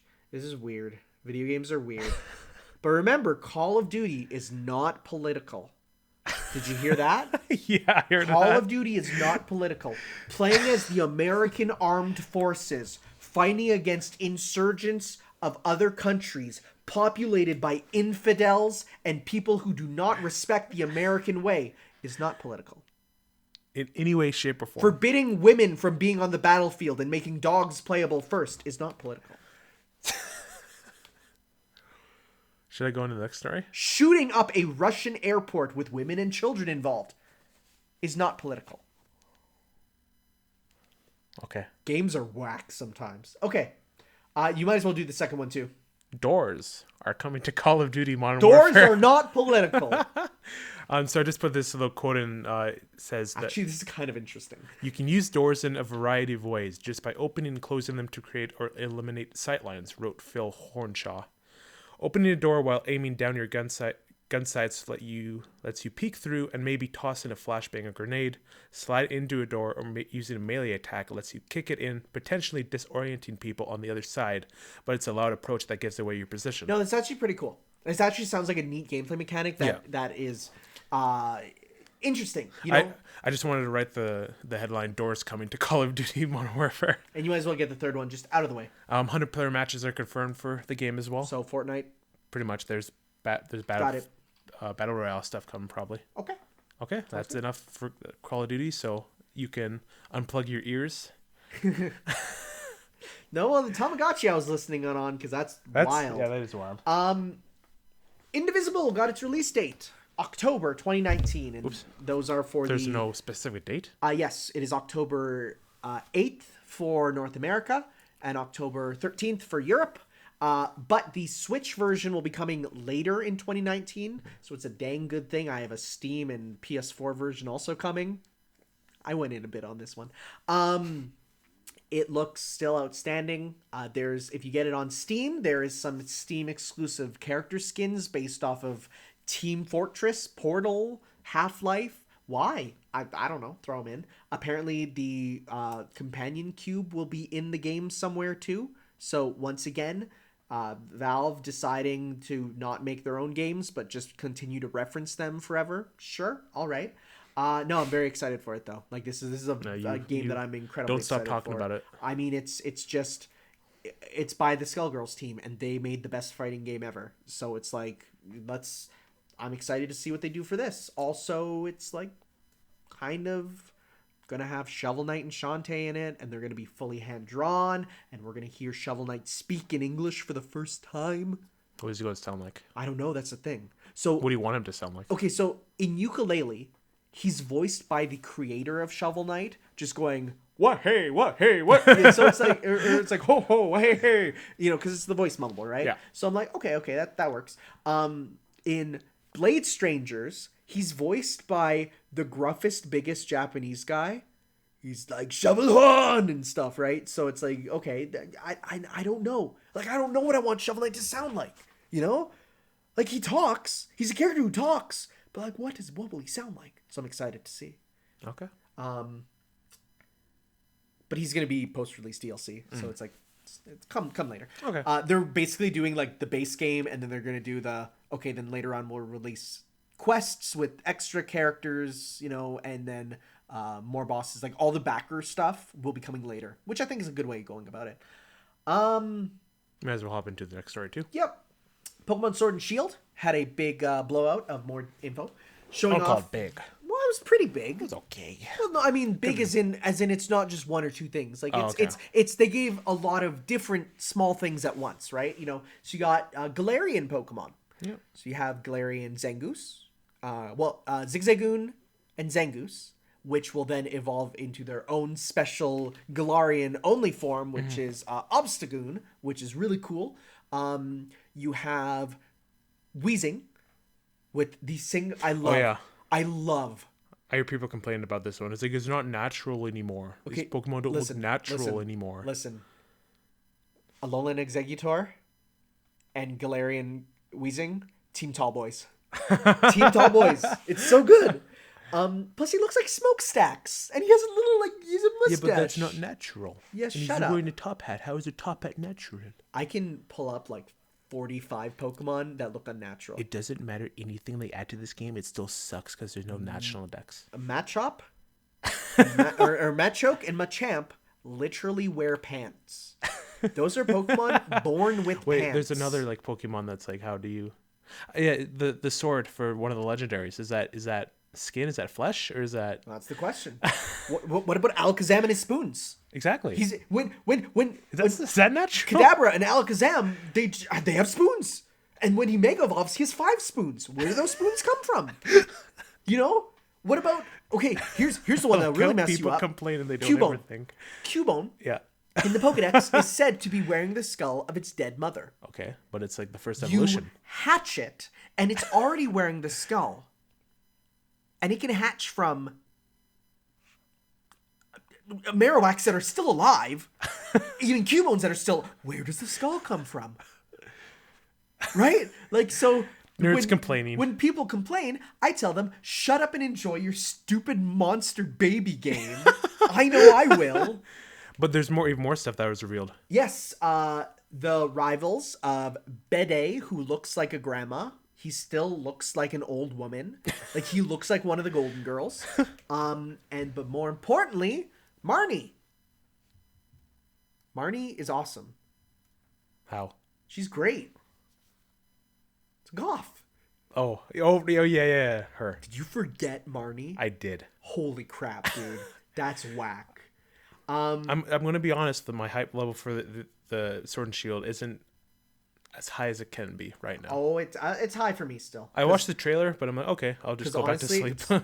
I like National Dex. I couldn't care about. That's not what I'm like not interested in about. It's just like Pokemon. There's something about it that like after I put like my life into Platinum, and I was like, that is it for a lifetime for me. I think. Okay, fair enough. Also, Team Yell, who are an angry fan base. I heard people complaining about this aspect too. I don't know what. I think it was just about how they're like, they just look fanboys. They're not an actual like organization. Because they're not going to be the real villains. Obviously. They're doing Team Skull again. Team Skull were like just a group of idiots who occasionally cause problems, right? Side note, we saw a lot of Team Skull cosplay at Anime-thon. Oh yeah, well of course. They're so easy to embody. Yeah. Like you just be a idiot. And they showed off Poke Jobs. This was in the Japanese trailer. Okay, But I was like, what is this? Basically what it is instead of just putting your Pokemon into your PC, you can put them into your PC and then send them off to do jobs. Jobs will work where it's a thing where it's like you send them off. It's the spirit caves in World of Light, right? Okay. You send them off, they get experience, you get items, and it's like, okay, they're gone for 8 hours, you come back, they bring the stuff back. So it's like that. So if you have a bunch that you want to just train up on their own, you can do that and you can get items that way. So I think that's a cool way of just handling, like, once again, it's using the Switch's function of portability as an advantage, because then you can pop it out anywhere and just be like, I gotta go get my Pokemon out of their jobs, right? Okay. So, yeah, that's fun. Cool. Okay. Okay. You might as well do the next one because like everything after that is like Evo stuff. So. Yep. Type Moon, creators of Fate Stay Night, Oh, okay. I was like, why is this story here? announced Capsule Servant Tower Defense. So they basically made. Let me just show you. Fate Capsule Servant. They basically made Fate Pokemon.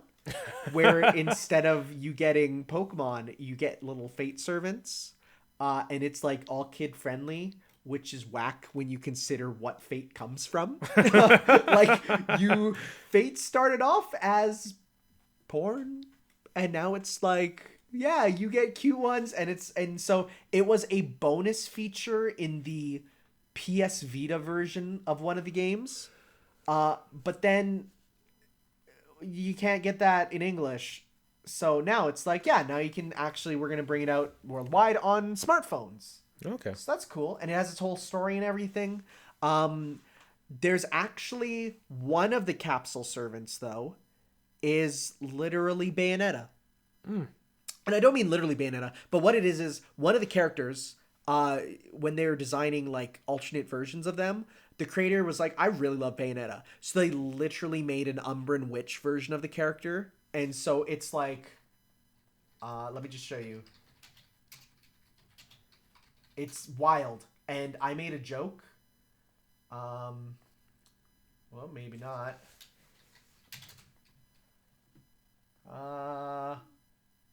Let's see here. Oh, well. Oh well, but they basically took this character and literally turned her into Bayonetta, and it's. I was making jokes in my playthrough about her being Bayonetta, and people are like, "Yeah, it happens." And I'm like, "Excuse me?" They're like, "It happens. She turns into an Umbran Witch. He uses her hair, and it's the same." And I'm like, "That's wild." Interesting. But I'm excited for that. Okay. Another 15th anniversary thing. So, all right, you'll do a couple, and then we'll get to the Evo. Cool. So the Joker movie that's coming out this year in October, I think, it's being described as a cinematic achievement on a high level. What do you think about this? I think Is this a Batman vs Superman situation? I What they call it like? in absolutely no world can I see a Joker movie like this being good. There's a chance. There's a chance that this could be good. There's a chance, I think. Good actor. Okay, but are we talking Guardians of the Galaxy good? Or are we talking Aquaman good? Where it's like, you watch and you're like, that was good versus that was good, right? Aquaman was good, and then Guardians of the Galaxy, that was good, right? I want to say Guardians of the Galaxy. Oh my god, I think. I can't. Not to that level, of course. No, but like no. I in can't. between the two, I think. I'm gonna be real. I don't even think James Gunn is gonna be able to make a good Suicide Squad. Really? I honestly think the higher up. I think what it is it's the higher ups at the company are the ones that keep making these bad. You know, the ones that send the email saying we need to put EDM music in the Amazing Spider-Man 2. Like, these are the guys who meddle and make movies bad. Yeah. That's Because they're all a bunch of old men. exactly where versus Marvel Studios. They're not.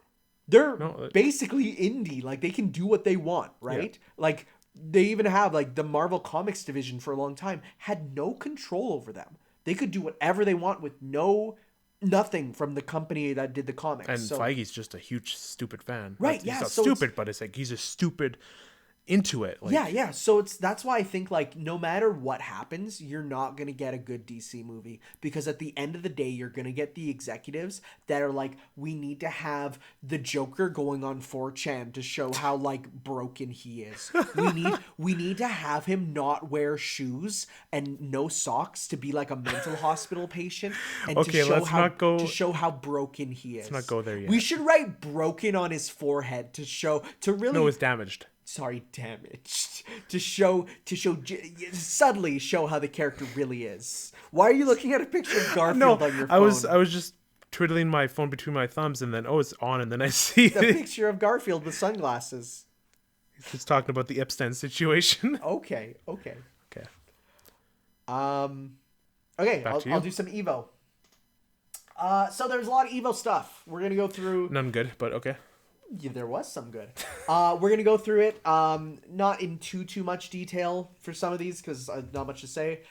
Samurai Showdown is getting free DLC next month based off of a fan vote. So the fans voted for the character they wanted it the most. That character is gonna be free DLC. Yeah, that was pretty good. Cool. They also announced Season 2, which seems really early, but Season 1 only had 4 characters. So, like, it's... What are you laughing at now? I just gotta show you it. Okay. Okay, what... No! It's Peter Griffin on that horrible machine that rips apart that one anime girl. Jeez. Bud, no.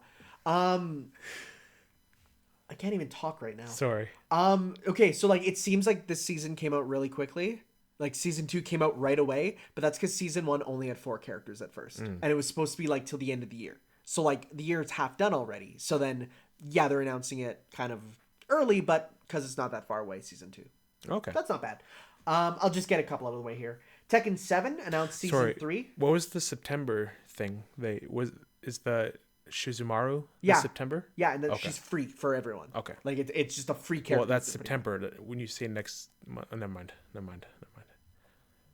Months are weird. Yeah, they are. Tekken 7 Season 3. They revealed Zafina using a Devil May Cry arm, because why not? And Leroy Smith, who is The final boss of the real final life. boss of real life. There's so many pictures people are finding of, like, Leroy Smith in real life, and they're all the dopest.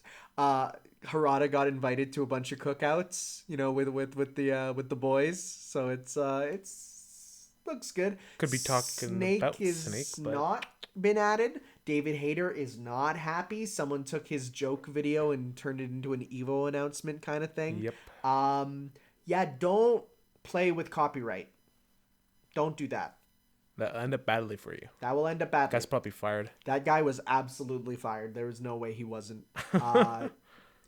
If you're gonna get, like, especially if you're dealing with stuff like Cameo, where you can pay actors to say stuff as characters, having fun is one thing.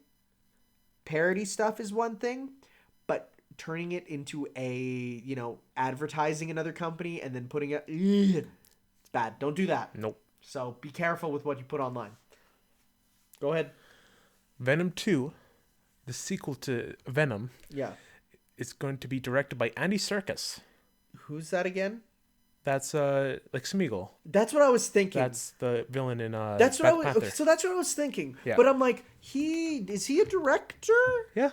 He's been Okay. getting into the directing stuff. Okay. I don't know what he's made. Huh. I didn't research it, but Yeah, interesting. it sure, yeah, it has interest to it. Will we have more making out with Hot Girl That's Venom? what the actress confirmed. She's returning, and she's like, I want more She-Venom.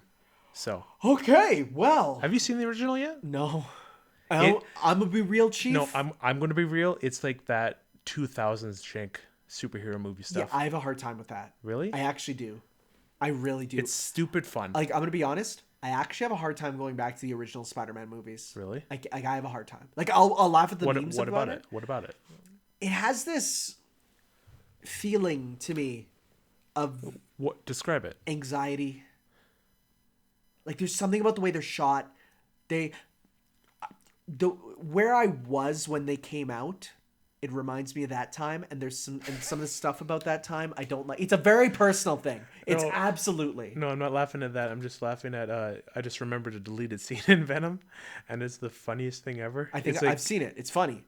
he's it's like funny. running towards the car, and it's the way he's running towards it is just like, it made me die. Yeah, so once again, Sony, I don't feel I think if you gave it a chance, you'd like enjoy it. I think. No, I'm talking about Venom 2 specifically, but Okay. I've heard Venom 1 is fine, but like I don't have time to sit down and watch 2 hours of something that's only fine. But like it's fine, but it's like if you look at it at a certain perspective, it's actually amazing. What? It's so stupid in some parts, Tanner. Like, okay, there's like one part where Eddie like goes into a lobster tank and he like starts eating the lobsters. No. I'm not kidding. You're kind of convincing me. Okay, we'll see. We'll see. Okay. If this looks at least on par with the first, then I will watch the first before. And I you go know watch like the the carnage stinger at yes. the end. And They could also just ignore it. They do that sometimes. yeah, they do. Sony does that. Yeah, so we'll see. We'll see. Back to you. We also had Soul Calibur 6, added Cassandra, who is just an echo fighter of the main character, so yay. But with that second season pass, they did also announce a guest character being... Rick Grimes. That'd be wild.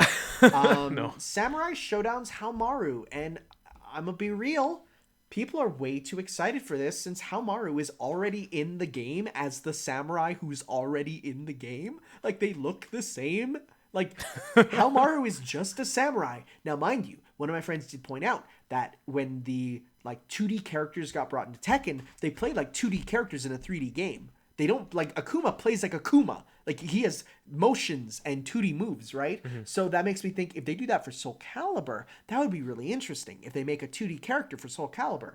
But I'll have to see. Because just from a hype perspective, from just the character, honestly, that's kind of boring. Like, it's a character that fits so well already into the world that you're like, fine, like, whatever. It's sort of like if you were playing Uncharted and, like, Lara Croft appeared.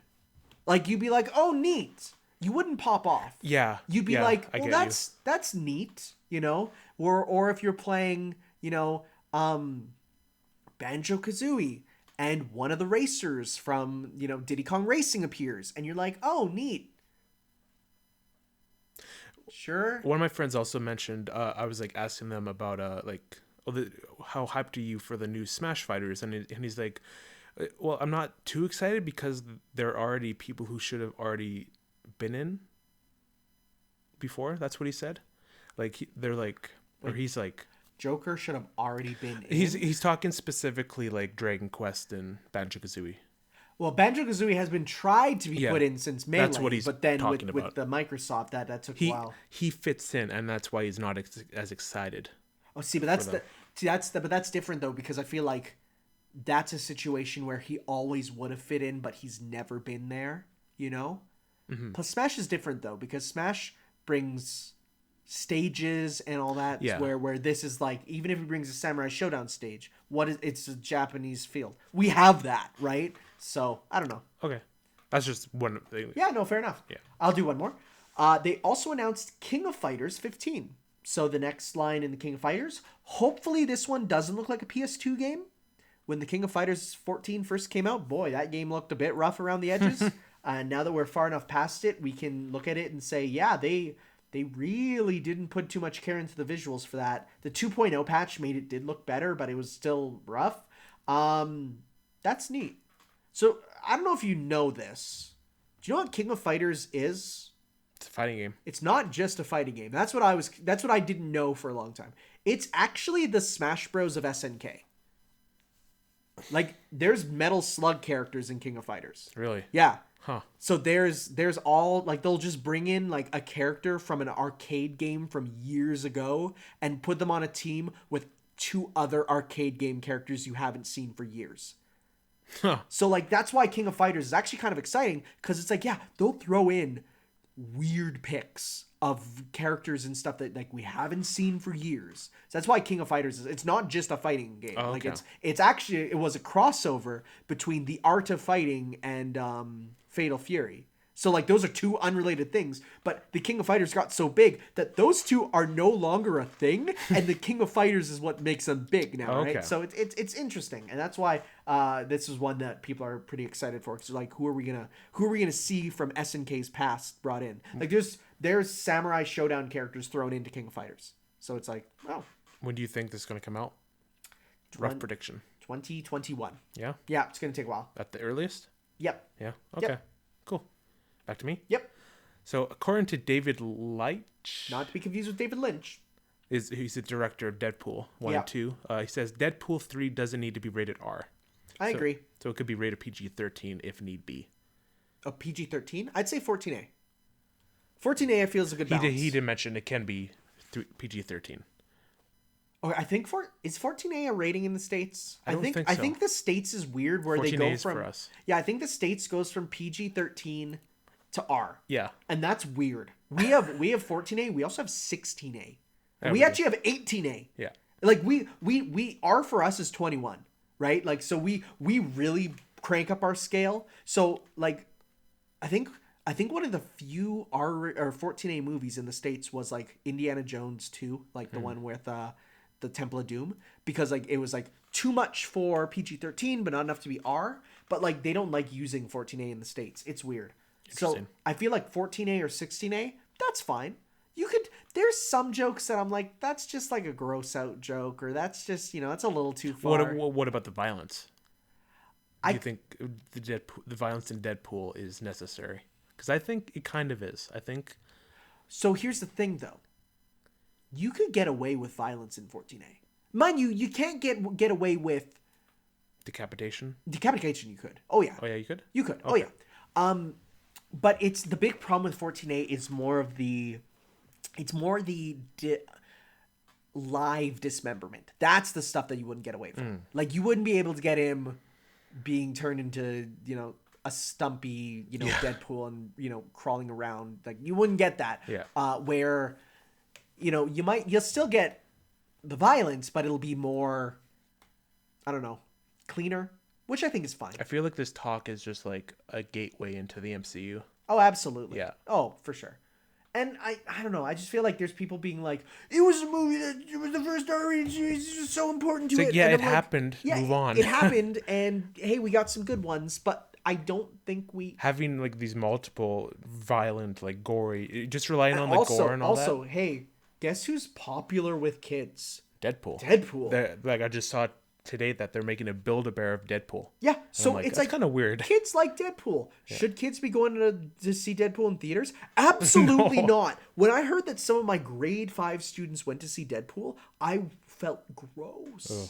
I'm like, how could you watch that? And he's like, my mom and dad think I'm mature for my age. And I'm like, Still, I don't think that's a good idea. So it's like, yeah, I think for the sake of it's something kids like, yeah, tone it down, Deadpool is definitely possible in the MCU. They just can't just throw him in And there. you can absolutely push the rating. And they even made a PG-13 version of Deadpool 2. Yeah, and remember? apparently some people say it's better. Yeah. So it's like, really makes you think. it's only, I think it's a matter of time Yep. at this point. Back to you. More fighting games. BlazBlue Cross Tag Battle revealed its 2.0 update, second season and all that. Yumi from Senran Kagura. Weird to put in a side character before the main character. That's strange to It's say like the putting in least. Yosuke instead of you. It is. And the only thing is she's more popular than the main character in Japan. Yeah. The West hates her, so why would you announce this at EVO? Strange. But more importantly, Blitztank. Blitztank is the best fighting game character ever. It's just a giant, it's literally sheer heart attack requiem. Yeah, it really is. It really is. To a point where when I learned he doesn't have sheer heart attacks, like shrill, like, look over here voice, I was like, oh, I thought that's what he sounded like. Also Akatsuki from Akatsuki Blitzcamp. He's a punch Nazi. And Neapolitan from Ruby, but more no Blitztank is Standout. I literally bought the game on sale so that I can play as Blitztank when he comes out. Because just imagine taking Evo as just this screen, like he takes up the whole screen pretty much. And you can do air combos with him. His throw is just him like biting you, and he lifts his head up and slams you down. Like it's ridiculous. It's so good. When in the data they found the Akatsuki Blitzcamp characters, like the way they did the DLC or the data in this game. So normally it's like, oh, we got the announcer calling out the characters, right? Yeah. They have 250 character voice lines. Oh yeah. So then you have no idea who it's gonna be. And when he was in there, I'm like, I hope so much it's him, and it was. So that's really good. Cool. The game is still kind of whack, but you know what? It's gonna be a fun whack. So I'm gonna enjoy playing as him. Cool. Back to me? Yeah. You sure? I'll do one more then. Yeah, I guess it's the last Evo thing. Yeah. And the biggest, new Guilty Gear. Looks to be the best looking video game literally ever created visually. Oh my god. How are they doing this? Better than Fallout 76? Stop. Okay, so here's the thing. I'm salty, listen, okay? No, I'm listen, salty. Listen. When I talk about Guilty Gear, when I see this footage and when I see how good video games are, as soon as you said Fallout 76, I actually felt depressed because I remember then that there's a side to video games that sucks. Like this footage looks so It does look amazing. clean It looks and amazing. good. And did you hear?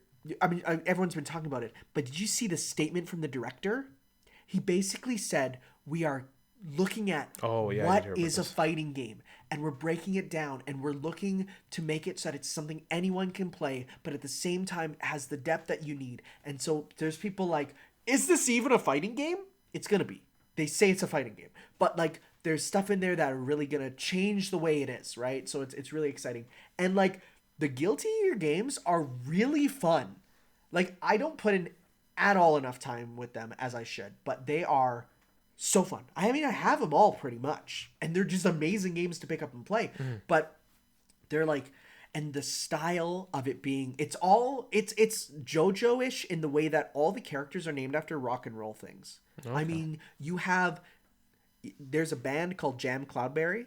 You have Jam Cloudberry as a character, right? You have Slayer as a character. Like they're all instead of Bedlam, you have Bedman, right? Like they're all named after rock and roll, and like the music in the trailer is just this heavy rock song. So like the style of Guilty Gear it's way more rock and roll and less just like anime garbage, and that's why it's like really cool because everyone loves that. You know, the anime people like it because it's still cool and it's anime-ish, but then the people who hate Blaze Blue because like that's just anime garbage. So it's like no, it's like rock and roll, right? So it looks really cool.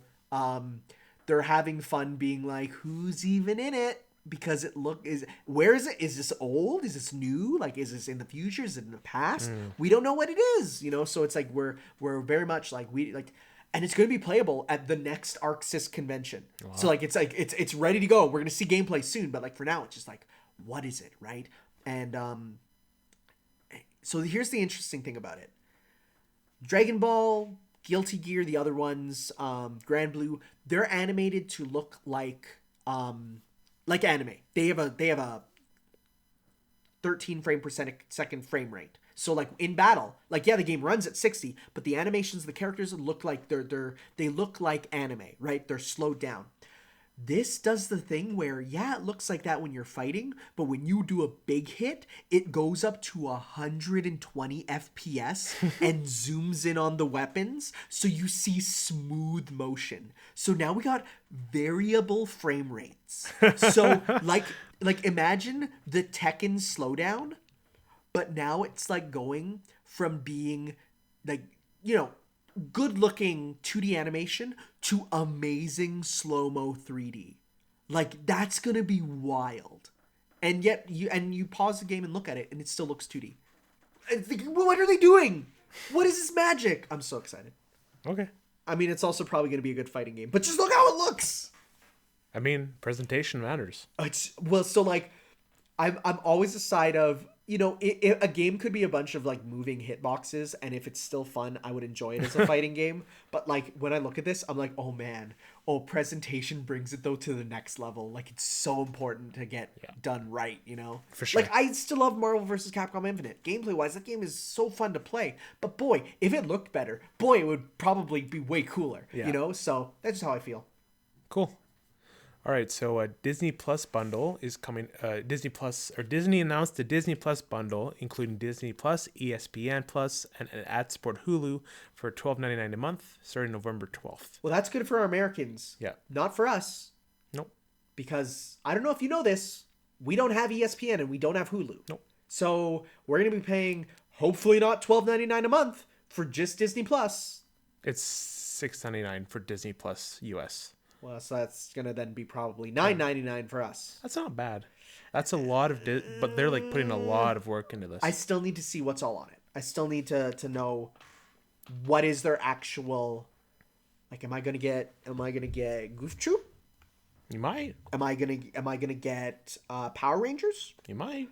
Am I gonna get Digimon? You might. Because, I mean, they were all owned by Disney. They're all still partially owned by Disney. Am I going to get their Miramax stuff? Like, Miramax is a whole division of Disney. Am I going to get their stuff? Like, that's a huge amount of stuff, right? So I need to see what it's actually going to entail before I'm in. They got to actually announce, like, they got to give me a website where I can just scroll through all their titles. Okay. But side note here is that this is, like, they're going directly for Netflix's throat here. Because you know how much Netflix is? How much? It's like the same price around there. Oh, yeah. Well, like, cheaper for me. You know why? Grandfather pricing. You hop on that stuff early, kids. It's like we get it for like $6 still. Wow. Yeah, because we grandfathered. Wow. We've been doing it so long that every time the price increases, my dad sends him an email and he's like, excuse me, we've been using this for a long time. We should have a grandfather price. So I'm like, oh, sorry, sir. Grandfather. But yeah, this is definitely going to compete against Netflix. And I want... Because Netflix, I think, is kind of monopolizing the streaming and with all this other... I think it wants to try, but it's having a hard time with all these other ones. Like, how do you think, like, will people go back to pirating stuff? Absolutely. With all these different streaming services now? Absolutely. Yeah? Oh, yeah. Yeah, I think so, too. Yep. But I'm specifically interested in Disney Plus because I think it does have that potential to be on par. How many are you subscribed to? Just Netflix. Just Netflix? Yeah. Okay. And then I get Crunchyroll from you, and then okay, that's it. Yeah, I have Funimation too. So yeah. So that's my three. Netflix, I only pay for Crunchyroll, Netflix. That's it. Okay. Cool. Might as well get the last one out of the way. And then they also announced that they're rebooting Night at the Museum and Home Alone. If there's no Ben Stiller, why bother? I don't know. Why bother? He made those movies. Did he though? He really didn't. He really didn't. If anyone did, it was Robin Williams. He did. And it has been 5 years since he passed away, so we just want to shout him out. Owen Wilson too. He did. He did. He was there too. So what about Home Alone? Were you like one of those? I was kids not who allowed loved to watch that movie. No. No. Why? Because actually, do you know why? My mom hates Macaulay Culkin. She's like he's an annoying kid in the movie, and he's a weirdo as an adult. So she's like, but he's a cool weirdo. Well, now he is. Yeah, well, now for a good while he wasn't. But can you blame him? That celebrities go through that all the time. Yep. But no, it was a situation where it was like my mom was like, "You're not watching that stupid movie." There's a couple of those for my house. Like I wasn't allowed to watch SpongeBob for a long time. I wasn't allowed to watch Futurama. Simpsons for me was not allowed to watch Simpsons. Simpsons was fine for me for some reason. That's weird. Yeah, like Futurama, I could get by because my mom's like, they're not yellow. It's fine. I always used to like sneak watch it. Oh yeah, I would always like right before bed. Yeah, absolutely. Oh, what's this Futurama? I was like, yeah, it's not that great. Futurama's awesome. Maybe it's the episodes I saw. Oh, I haven't seen them. Futurama's so good. Futurama is really good. Okay. There's some good stuff there. I love. Just that didn't leave an impact on me. Oh yeah, no. There was a few episodes I really left. No, Futurama's really good. Was there a third Night at the Museum? Yes. Was it good? No. Because I remember the second one being decent. I think the second one was okay, but no, the third one was not good. Okay, I didn't see the third one. So. It's so bad I don't even remember what it was, but I just remember not liking it. So. All right, and that's it for Western news. So all right, we just have a couple more. Japan. This is weird. They're making a next gen Neo Geo system. So Wait, it's a rumor right now. You have to. No, that's confirmed. Oh, Yeah, no. They came out on stage at Evo, and they're like, "So, hey guys, we're SNK. We know you're liking Samurai Showdown. We're announcing that we're making a new console." And people are like, "What?" Yeah, they're like, "Yeah, we're making next gen Neo Geo hardware." huh? And so everyone's kind of like, you don't just enter the console race, SNK. Yeah, you. That's a big deal. So this is even Especially on the cusp of like next gen hardware being and announced. especially on the fact that about 5 or 6 years ago, SNK was on the cusp of bankruptcy. Wow. But then they actually stopped making video games and only made pachinko and like slot stuff. But I guess they made enough money from that, and then they started making video games. They made enough money from that they're making hardware. Next, they're just gonna own the world. It's weird because they're like, even now, like, yeah, people like Samurai Showdown, but it's not a million. hit. It's not a hit. It's not. It's like if it got Fortnite popular, maybe, but it didn't. Maybe they're like confident enough. I guess. So it's strange. Like Maybe they got a good idea. I don't know. might. Maybe it's gonna be like a home arcade system or something different. You know, maybe something more expensive because the Neo Geo was basically a home arcade unit, and because that was like $1,000, which is at the time was even more. So it's like, yeah, so it's gonna be interesting to see what they do, but that's wild and not expected. What is kind of expected is Capcom just basically said, "Hey, we have a new Resident Evil title coming out. And we need people to..." No, what they said is, "We're hiring testers for the next Resident Evil." To which people said, "There's another Resident Evil?" And they're like, "Yeah." Well, it's to be expected. And they're like, "Yeah, it's to be expected." But they're very... Like, it used to be before a big deal where it's like every new Resident Evil was like, we're now... Like the announcement is like a monumental Well, thing. because when they announced 7, that was a huge. Yeah. They had fake games made for that. Yeah. The remake, Resident Evil 2 remake, they had a literal video conference dedicated to saying it's in development. Like, huge, right? Yeah. This one is just, yep, it's happening. And we're like, what? So is it going to be 8 or 3 remake? I don't know. Now, mind you, there is a bit of a hint. They added Jill Valentine to Teppen, the card game. Oh, okay. She comes in her Resident Evil 3 outfit, and all the cards are Resident Evil 3 based. Like, why would they put in a character to hype up? Like, why would they put in a Resident Evil character, the first Resident Evil character, into that game? Aside from Wesker, but like Wesker, it was his 5 version because that's the most popular one. But like, why would they put that in if not because... Like, that's not even the most iconic Jill. Jill's the most iconic in her Resident Evil 1 outfit, right? So, like, why would it be? So, people think it's probably 3. What if they put like a Resident Evil rep in Smash to like promote? There was a lot of talk about that for a long time. I don't think it'll ever happen. No? No, I think it's at the end of the day, that is too violent to be in Smash. Because you have to feature More than zombies. Doomslayer? Well, because zombies, like, you could cutify the Doom creatures. Absolutely. Cacodemon, you could turn that into a cute thing. You know, like, I'm literally picturing in my head Cacodemon rendered in Smash Ultimate, and like, it's fine. Like, you know, but versus the zombies, which have to be covered in blood. Right? Okay. They have to be like, and you have to feature zombies. Did you see I watched Papagina's video, and he mentioned in the hero video that the rating changed from E10 to teen. So there must have been... Did it? Yeah.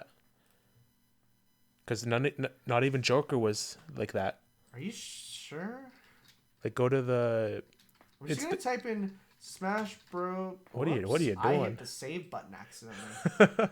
Smash... Why is it saving? Stop that. Smash Bros. Ultimate teen rating. Teen rating. It's fine. Because that's... It's E10 to teen now. So why am I getting Sephora eyeliner? Because you put Smashbox. Oh. Can't type. ESRB ratings. Officially eats. Okay, that's the original. But if you were to go to the main website and just pull up the video, it's at the very beginning. Which video is this? It's the hero demo video that Sakurai did. This one? Yeah. Let's see here. Are you sure it's not? Just watch. E10 to T. The T is because Dragon Quest XI has footage in it. That's what I thought too. Yeah. No, the game itself is still E10.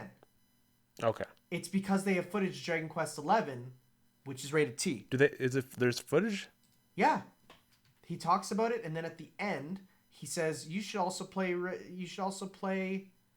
Okay. Yeah, he then says you should also play it. Right there. Because he's advertising it. Okay. Because it's advertised, yeah. Okay. No, he didn't up the rating. Okay. I just wanted to bring it up and then squash it. Because that's... People were talking about that. Well, Smash fans aren't known for not looking for pulls. Yeah, I'm guilty of that. Absolutely. How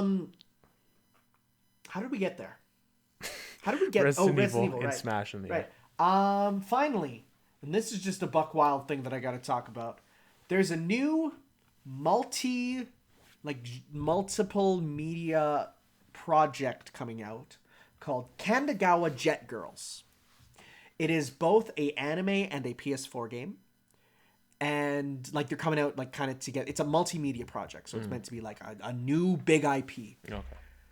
It is Mario Kart Double Dash on jet skis with anime girls. And it's a racing game. It's a bit So in theory, in saying that out loud, it sounds like the dopest thing ever. But I have to see how it goes. Okay. By the Senran Kagura team. There's Senran Kagura characters in it. But the idea of a jet ski game where one person drives and the other person fires weapons, like Crash Tag Team Racing, or what's the one where they actually had the Mario Kart Double Dash style? Was that Tag Team? Yeah. Like something like that. That's dope. I want to see that. But I can also see it being just anime trash because it's going to be fan service laden. But it sounds so cool. But we'll have to see. Okay. Cool.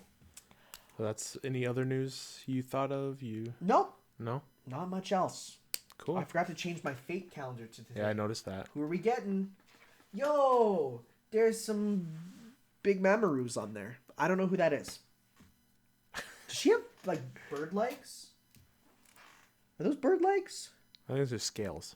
They might be scales or bird legs. I don't know. Maybe she's like half dragon. She's also Avenger class, which I don't even know what that is. Wild. You're spoiling yourself. Well, no, but I knew of its existence, but I don't know what it is. So, okay. Yeah. When we get back from our break, probably grab some sup, have some good food. Is it that time? Dude, it's 5:00. Oh, yo. I know. We started later today. Yeah. We'll do our foreign exchange. We'll do the next foreign exchange. We'll do our border battle. Questions and no spoiler talk this time because we don't have anything to talk about. What's going on? So yeah, we will be doing that after the break. So we'll see you guys in a second.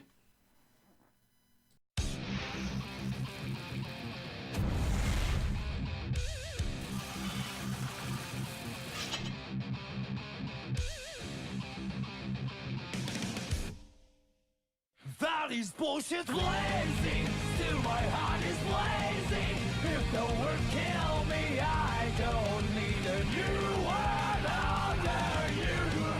Soon you will know, we already know the smell of the game. That is bullshit blazing, still my heart is blazing.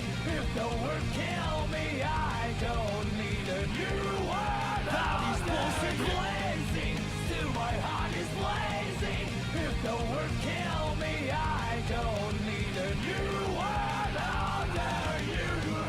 Soon you will know, we already know the smell of the game. That is bullshit blazing, still my heart is blazing. If the word kill me, I don't need a new word under you. Soon you will know, we already know the smell of the game. Hello, we're back. How was your coffee? It was good. So Adrian doesn't drink coffee. I feel rejuvenated. Do you feel that warm feeling in like your soul right now? I feel like I'm going to like not sleep tonight. Well, you don't sleep till like late anyways, so 1 to 2. okay, yeah, you're good. Okay. Yeah, you're good. But right now I feel Coffee- very awake. Okay, yeah, I think I'm at the point where it just doesn't. I don't feel it anymore. I feel very awake right But now. no, coffee will usually wear off in 3 to 4 hours. Well, so- it's like I enjoyed coffee flavored candy, and I'm like, why is this good? And and actual then coffee, black coffee tastes so bad, and it's bad. because black coffee is for tryhards. Black coffee is for people who want to be manly. It's like, no, put in that creamer, put in that sugar, mix it up. Maybe a shot of Bailey's if you want to have a little fun, you know. But it's it's real good. I love it. So hi. Hi. We're gone for actually longer than we expected because we went out and got supper and stuff. But that doesn't mean we're off. No, in fact, we're on. We're on the because chain. we are talking about our foreign exchange. And in fact, this one's actually very interesting because we kind of both did the formats differently than what we expected.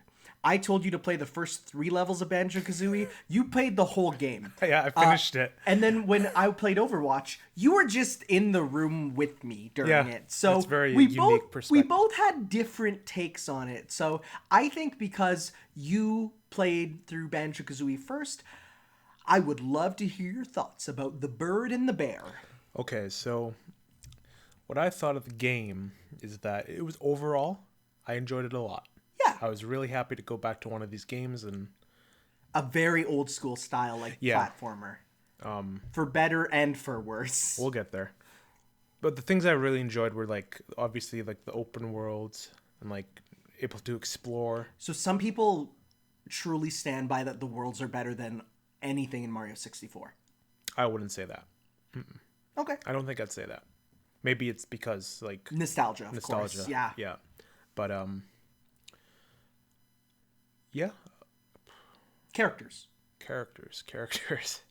Gruntilda's like hilarious. She's great, Those isn't rhymes. she? Well, I'm gonna be talking about Smash interspersed with here too. Oh, But, yeah. like I want the Gruntilda rhymes to be in the game, It'd be really like good. how the Codex and the Palutena's It guidance. but it should just happen naturally. Like even if Banjo's not in battle, it should just happen. Like that sound occasionally. effect that they go. Zoop, Yeah, and and then I want that. Like another element I want in Smash is like Kazooie pecking you if you don't. yeah, if the you're- idol. It got a bit annoying because like I put the controller down for like 2 seconds to It's look at my fast. phone and It's the she's fastest idol like, ever. Kazooie, calm down. I just love Kazooie's just a bitch. She's a jerk, and it's the best. Like the first thing that happens is she's like Bottles appears like, "Hi, I'm gonna teach you how to play the game." It's like, "Shut up, you stupid face! I'm Kazooie." She called him like she insulted his glasses. I'm pretty sure, she's like Goggle Boy. Or Goggle something, Boy, yeah, right? yeah. And he's like, "Oh, that's not very nice." And he like snaps back too. Like there's a lot of really funny interactions throughout the game. It's I really very enjoyed. British for how they jab at each other. Yeah. Like I feel like no other country could get away with that level of like riffing on each other. And even Banjo every now and then. Yeah, he's like, calm down, Kazooie. like, I agree with you, but Reel it back. Yeah, she even like insults his sister. I yeah. think. And Oh yeah. Banjo's like, what the hell, man? Like, So I'm that's right why, here. That's why we're always like, do you think Kazooie shits in the bag? Because like honestly, it feels so in character for her to does. just do it. She's a gremlin. Yeah. The moves throughout the game, I really enjoyed like discovering them and not having them all at once. I did the tutorial at the beginning, and it was like, it's like just to learn how to play the game and all that. What other? I'm trying to think of other good things before I go into the negative. What about eggs? What about them? All the eggs, like how, like I think that's something that's totally different from like Mario, especially. Oh, just like shooting the eggs? Just like, but the different applications of them, right? Yeah, well, I kind of got stuck on the oh yeah, there's a whole thing with the Xbox controller. I was trying to get the Kazooie to poop out the eggs to help them the pale character, and I was like, it's not working. I'm just backflipping, and then I realized I was pressing the wrong button the whole time because the A and the B. So do you want to know something really funny?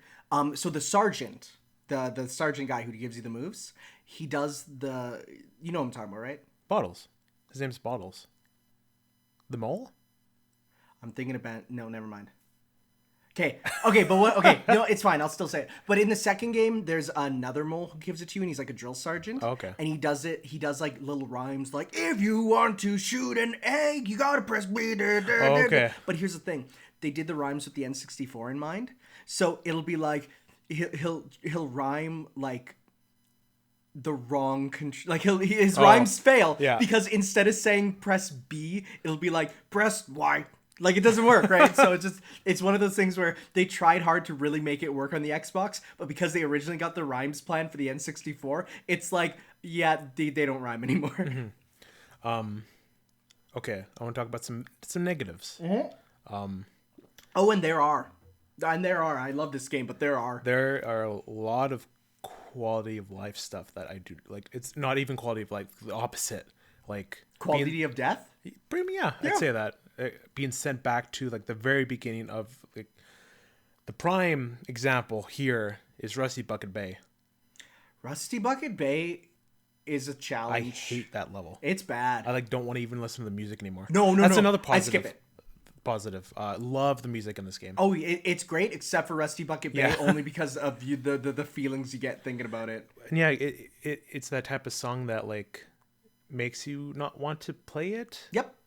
Yeah, it's like, because like anywhere you go in that level, it's just like not fun. There's only like one or two, and it's like in the warehouses. Like those are fine. Yeah, those ones. Warehouses are fine. But like I'm talking about like going into the water. That sucks. I was like, this isn't.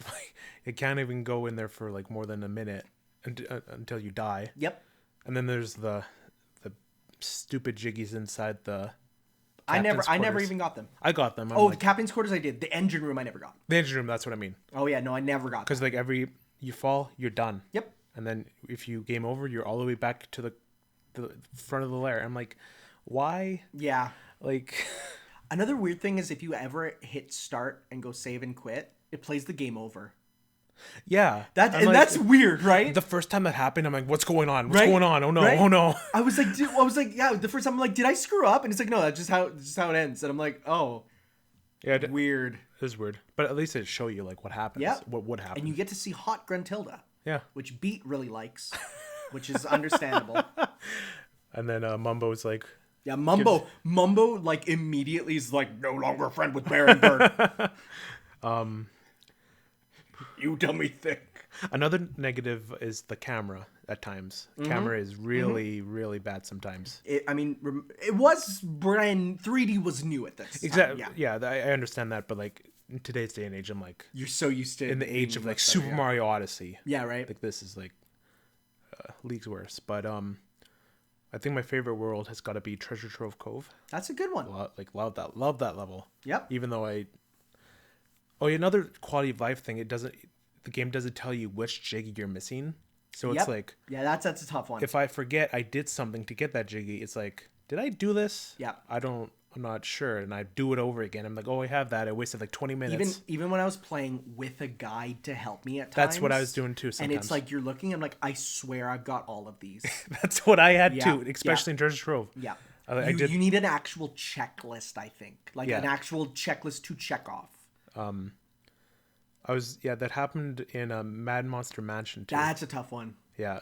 Okay, did you poop the eggs into the in Mad Monster Mansion into the flower pots?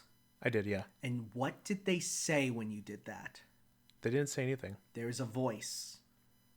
Oh, I didn't hear it then. Okay, so when you do that, there's like a ghostly voice that goes, "Thank you," right? Okay.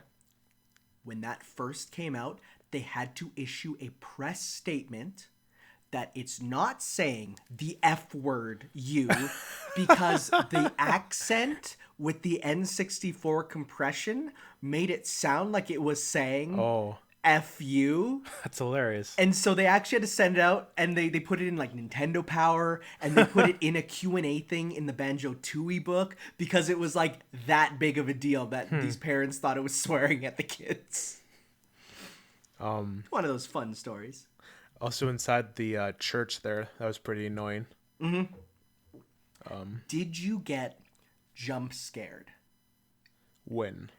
Either the paintings or by those in Clanker's Cavern, the holes where the slug thing comes out and bites when you go by there. I think, yeah, the very first time. First time I got jump scared super hard. And my other friend, he just played Kazooie recently for the first time. He was on stream, jump scared super hard. Yeah, because like those things come out fast. They come and like the one that got me was there's like the platform in the water and it's just the hole there, so you have to jump up to it, right? And you think I'm just gonna jump up, and then this green thing goes, and it's like, oh well, there I go, killed me. The whole thing with Clanker's Cavern, like freeing him, going all the way down there. It was so hard because there's a really bad perspective problem in that little area there. I didn't enjoy. Clanker freaked me out when I first like swam so up did to I. him. I'm like, what the hell is that? Right? It's like it's freaky, and then you talk to him, and you're like, oh no, you're fine. Yeah. I was so scared of a boss fight with him. I was like, I don't know if I could do this. There's another thing that happened. Oh, you distracted me. You lost my train of Treasure thought. trove. Oh, it was close. It was almost there. Not treasure trove. Oh, the music. I like that the music is dynamic. Yes, that's a major part of it that people love. Like you go in Treasure Trove Cove, you go to the snail, that mini boss. Yeah. It's like more dramatic music, or you go down into Clanker's Cavern in the deep depths. Whenever you're in the water, hear that flute. That's really like that really raises the tension. I really enjoyed that. The final boss gave me some trouble. It's a tough one. Yeah. Though not as, I will say, the final boss of the second game, holy crap. Oh, and I just remembered the quiz. I love the quiz. I wasn't a fan. I love it. It got really annoying at a point. I'm like, those ones that insta kill you if you got it wrong. I'm like, oh. You know what? It's tough, but honestly, I think it's such a neat idea on a way to end a game where it's like, hey, if you didn't do everything, you're not gonna know everything, you know? And it's like, the credits roll. I'm like, I swear to God there was a final boss in this game. And then I got told, like, you know, keep playing. They did that in like half the Donkey Kong Country games. Really? Like in Donkey Kong Country 1, you think you beat K. Rool, you're stuck, you're doing your victory animation, the credits start to roll, but you can move and you'll move again, and if not, he'll attack you again. So they do that all the time where they do the fake out credits. And if you noticed, the first credits was entirely not real people.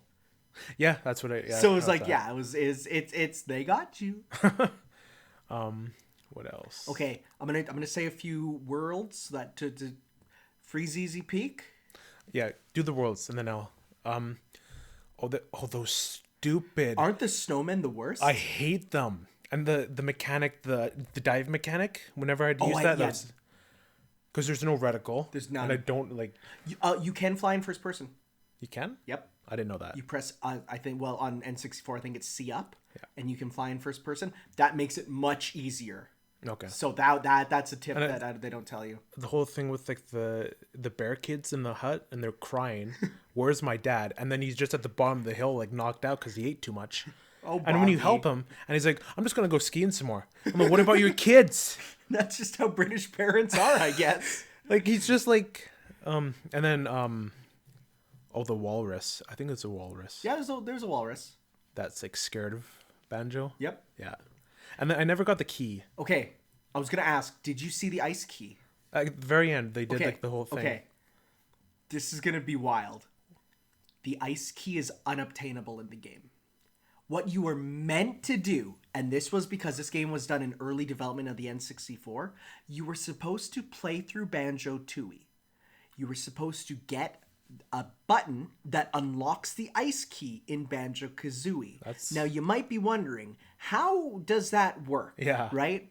There was a thing called stop and swap. This was meant to be in the game, where what it would be is you would be playing the game, you would at a point they'd say, "Are you ready for stop and swap?" Okay. You, as the game is playing, unplug the cartridge and put in the first one. Because the N64 has enough RAM to be able to keep the memory of the game going for 1 minute after the power was out.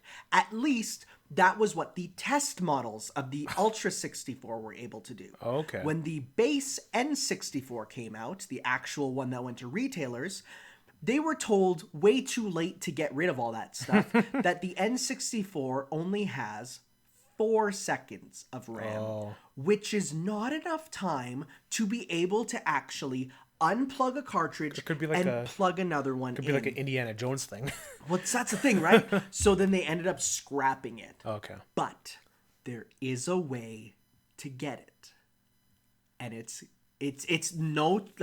not cheating through out of game stuff or like glitches, but what it is if they had people who were having problems with it, and I think these are actually testing codes to make sure they were able to, you're actually able to activate the stop and swap things by going to the sand castle, you know, the one with all the different letters, and putting in like a 70-letter long cheat code. Jeez. And so if you look at the Banjo Kazooie cheat codes, they are so like look, cheat lots of goes with many banjos. Like you'd have to do that whole thing.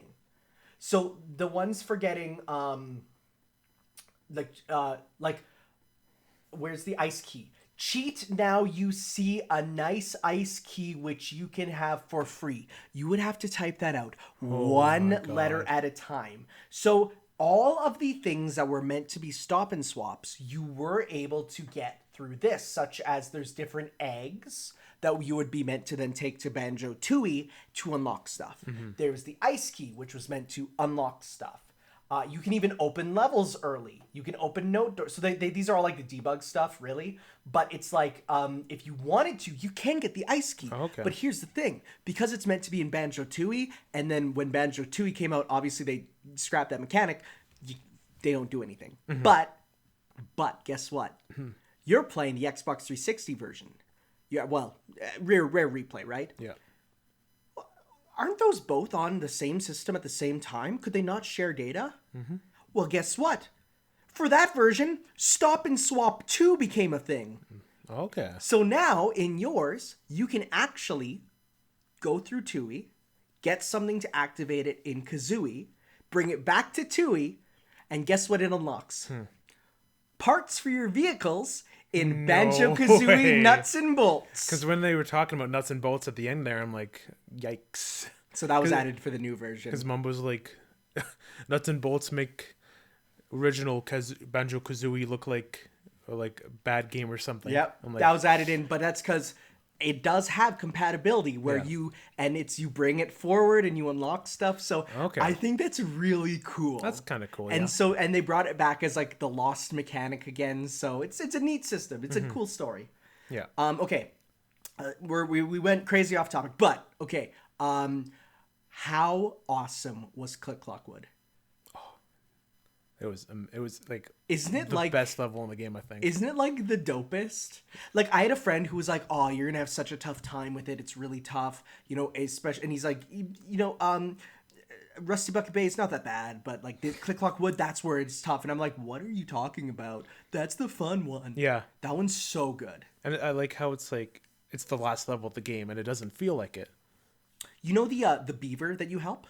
Yeah. That's the first boss of Donkey Kong Country. Really? Yeah. Huh. They just threw in a DK character. And there's the squirrel. Is named Conker. A Nabnut. Is his name not Conker?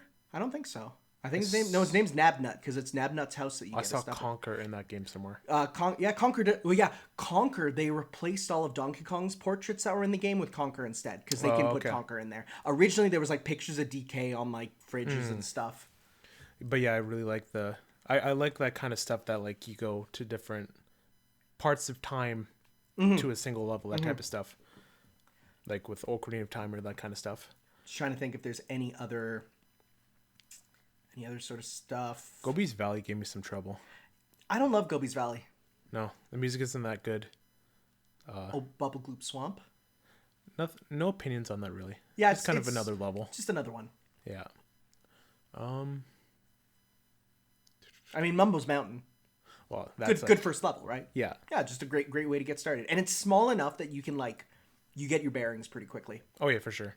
When the Jiggy appeared at the top, I'm like, how do we get that? How do you get that? And it left it there for like 3/4 of the game until I realized you can leave Mad Monster Mansion as the pumpkin to get into the house at the bottom of the hill in that same area. There's such easier way to get it. How do you get in there? You can just become the termite and walk out of the level. Yeah, I know. Well, no, I'm talking about Mad Monster Mansion. Oh, I realized only then you could leave as the transformation. Yeah, okay. Then okay. I thought you said you were the pumpkin and you went all the way back. And No. I don't think you can do that. I used the pumpkin and went into the house. Yeah, okay, yeah, there you go. Yeah. Yeah, I didn't know that either. I thought it would not work, and it's it does. It's like, oh, I didn't think it would. There's a lot of situations in the game where I'm like, this probably won't work since it's such an old game. Yeah. But then I read it up and I was like, oh, this is what you have to do. I'm like, oh. The one was the egg in the bucket where it's like, I have a leak, and I'm like, I wonder if I can patch it with an egg. Oh. Yeah, sure. Yeah. But yeah, I really enjoyed it, and I'm going to eventually play Tui. Tui does things really cool and some things I don't like. So it's like it's a situation where they both have their ups and downs, which I think is neat because then it means the first game's not invalidated. Mm-hmm. You know, it's like if you were to ask me which I'd rather go back and play right now, definitely Kazooie. Mm-hmm. But I still enjoy Tui. Also, Tui fixes some stuff in the original N64, if you died, you don't lose all your notes. You keep them. I don't think there's lives at all in Tui. I think they get rid of lives. I think it's just you die, you're back at the start of the level, which is kind of nice. There's the level where Bubble Gloop Swamp is, and behind it you can go in that tunnel, but you need the shoe power up. Oh yeah, the boot power up. I went there early. I went through the... There is a lot of places where you can sequence break and get places early with the flutter jump and the tall jump. You can do some pretty crazy stuff with that. I think I ended up going some places early, and it's like, I shouldn't be here. Yeah, but I'm ready for Banjo and Smash now. Mm-hmm.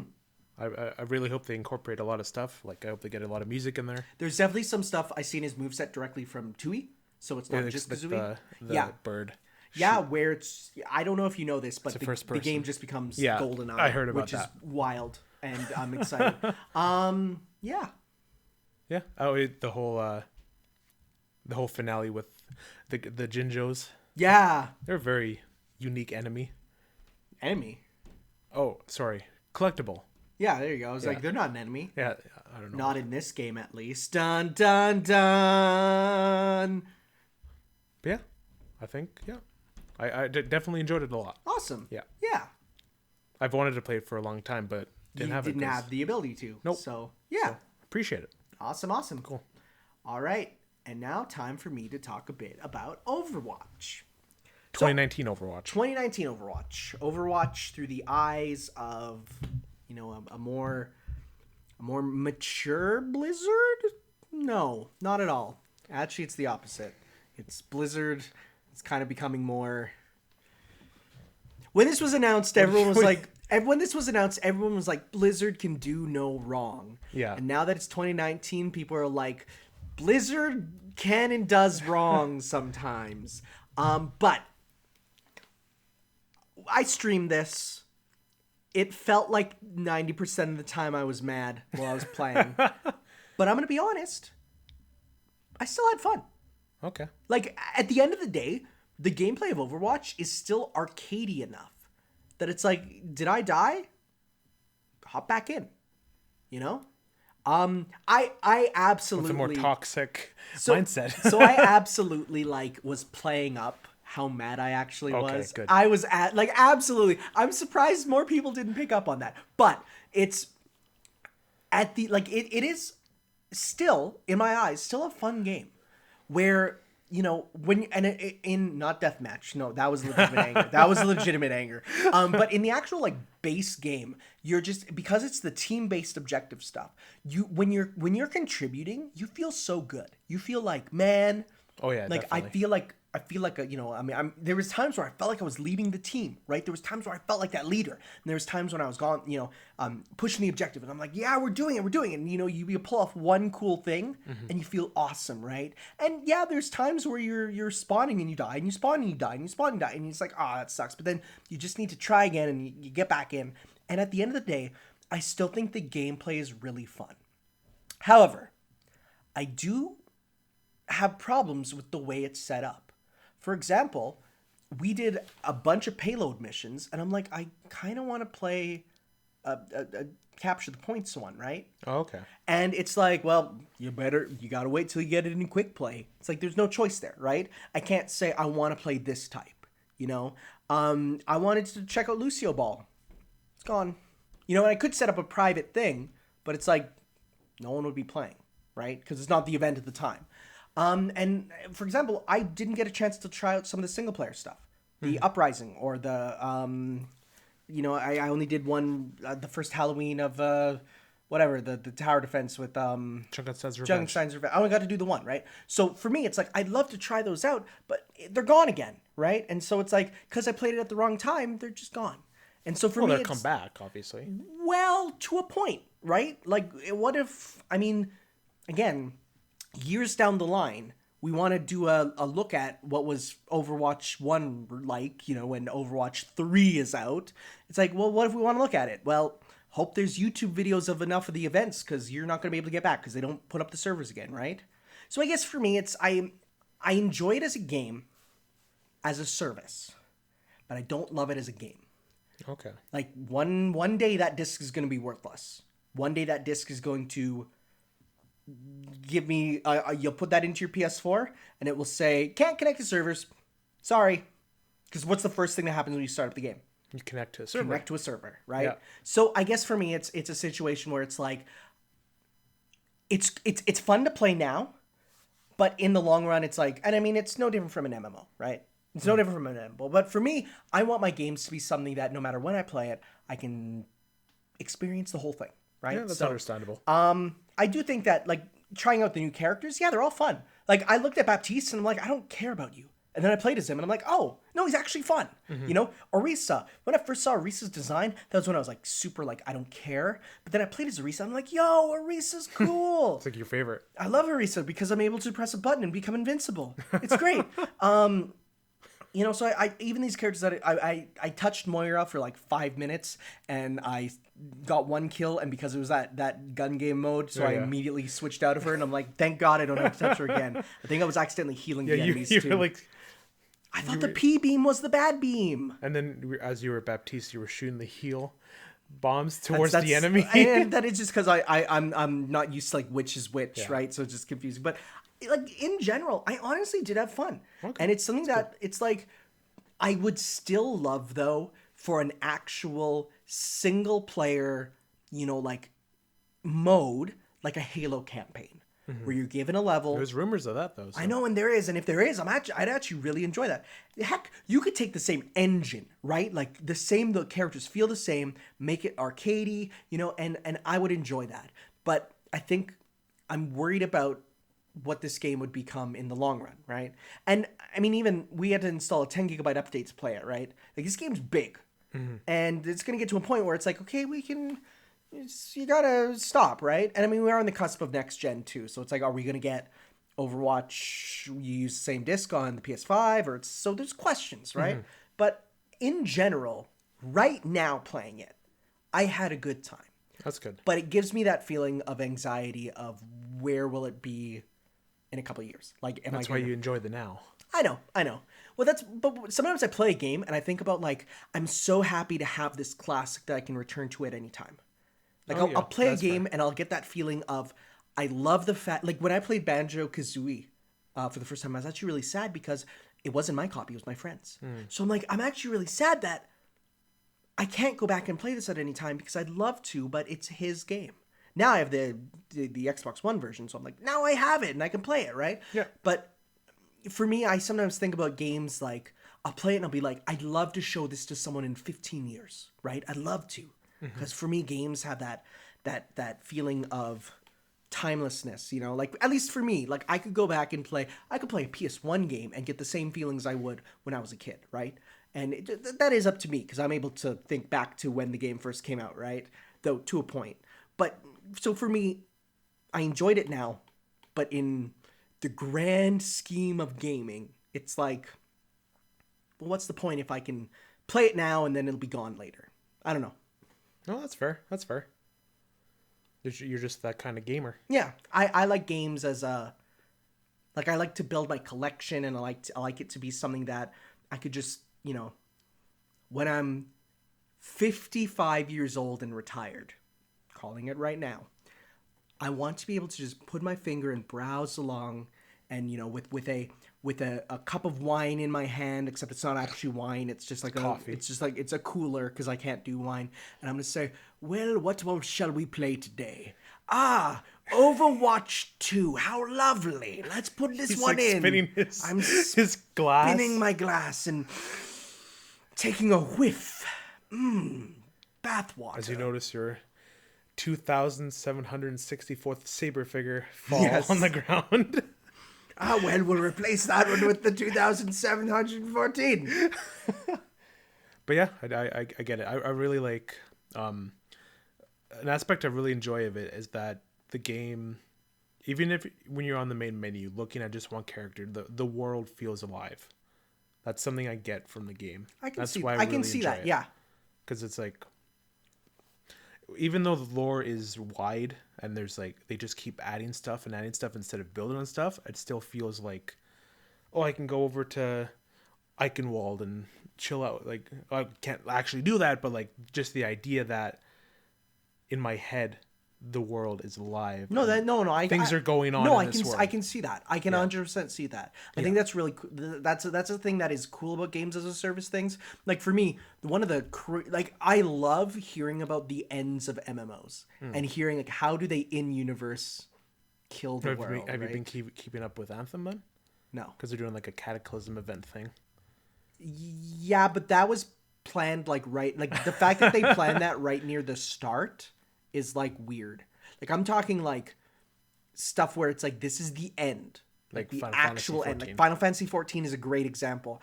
Star Wars did it with its MMO, and just seeing all these Jedi and like this wave that comes and you just see them dying and you see them waving goodbye and like Oh, it's that's like sad. it's like oh man, so it's like.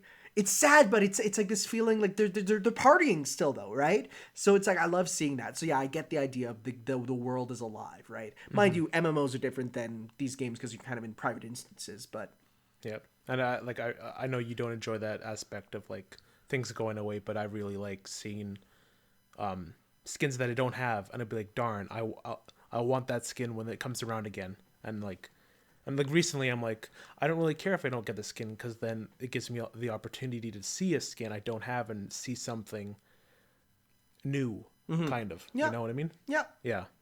So it's really like intricate. Okay. Yeah. All right. What's your favorite skin that you saw? Because you went through the Jiangxi Mei. Jiangxi Mei. Jiangxi Mei, 100%. Like it's just because she's Shenko, and Okay. it's perfect. Okay. She even does the hop. It's so cute.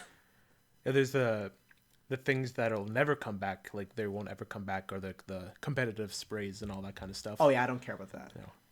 Well, so in general, like, But there's people that like I need absolutely everything. Or I'm going to like so not. the sprays are like number one of the I don't care, and what it just comes down to is because in almost any other shooter, you know what you do for sprays? You upload a PNG from your computer. It can be anything.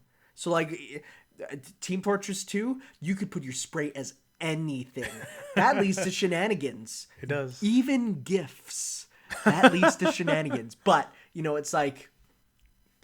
So that to me, it's like... I don't think I did a spray once during that time. Just because for me, it's like, I don't care.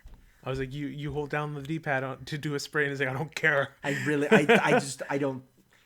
You remember the time you got like Ash shot you and then you fell off the bridge? Yes. Yes. Yes. Well, she shot me, and then I careened off the bridge into the water, which was. If you do the Orisa thing, the half invincibility, you don't get knocked back either.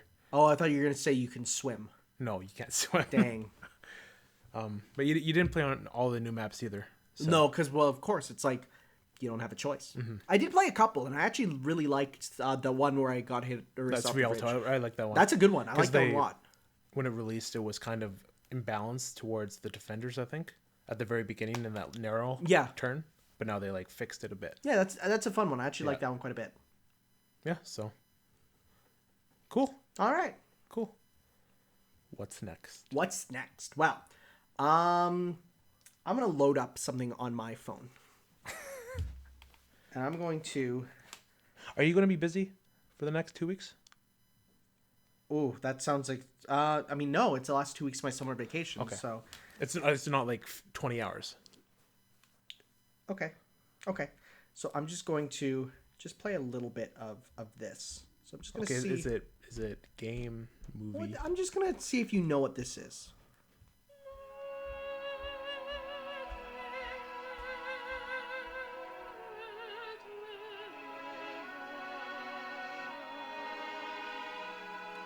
Should it hit me by now?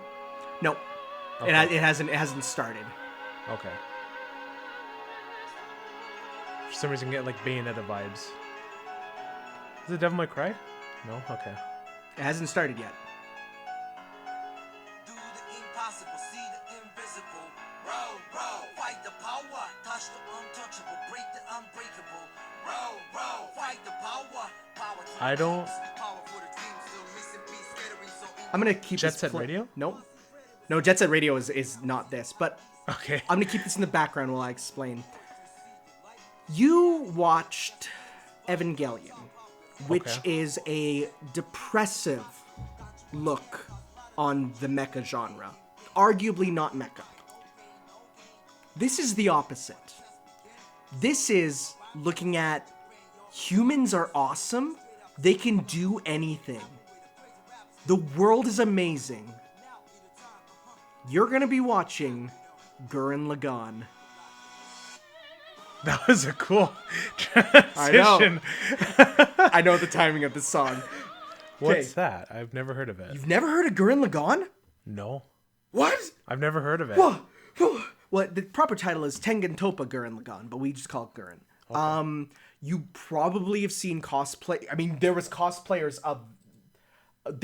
cosplayer of one of the characters as one of the little kids leading us to the convention. Huh. But you've definitely seen this character. You've seen Yoko Littner before, right? Fiery. Oh, yeah. Yeah. Okay. Yeah, I've seen that. So, Gurren Lagann is a mecha show. But it's not just it's a mecha show, one, done by the guys who would go on to make Studio Trigger. So it's you got that action, right? But it is... Okay, so I'm only going to get you to watch the first half. Okay. So the show is literally broken in half. There's the first 14 episodes is the first half. And then there's a second half. The first half, there would be people who would say, no, you need to watch the whole thing to get the whole story. But the first half, you can still get the gist of it. This is a classic. This one is one that is one of anime's greats. It's on Netflix. The dub is outstanding. You can watch the dub.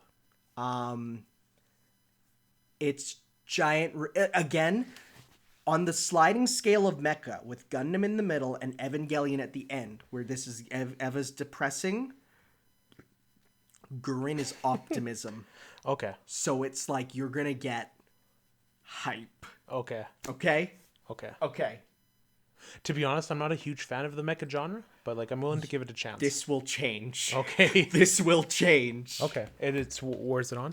Netflix. Netflix. Okay. So I'll just show you. Is it some sort of Ava situation where it's different? No. No. It's there might be the movies up on there, but the movies are just compilation movies, so don't watch them. Just watch the show. Okay. It's simple. Watch the show. Okay. Yeah, nothing else. Okay. First 14 episodes. I think episode 15 is then a recap of the first 14 episodes. So okay. Right then.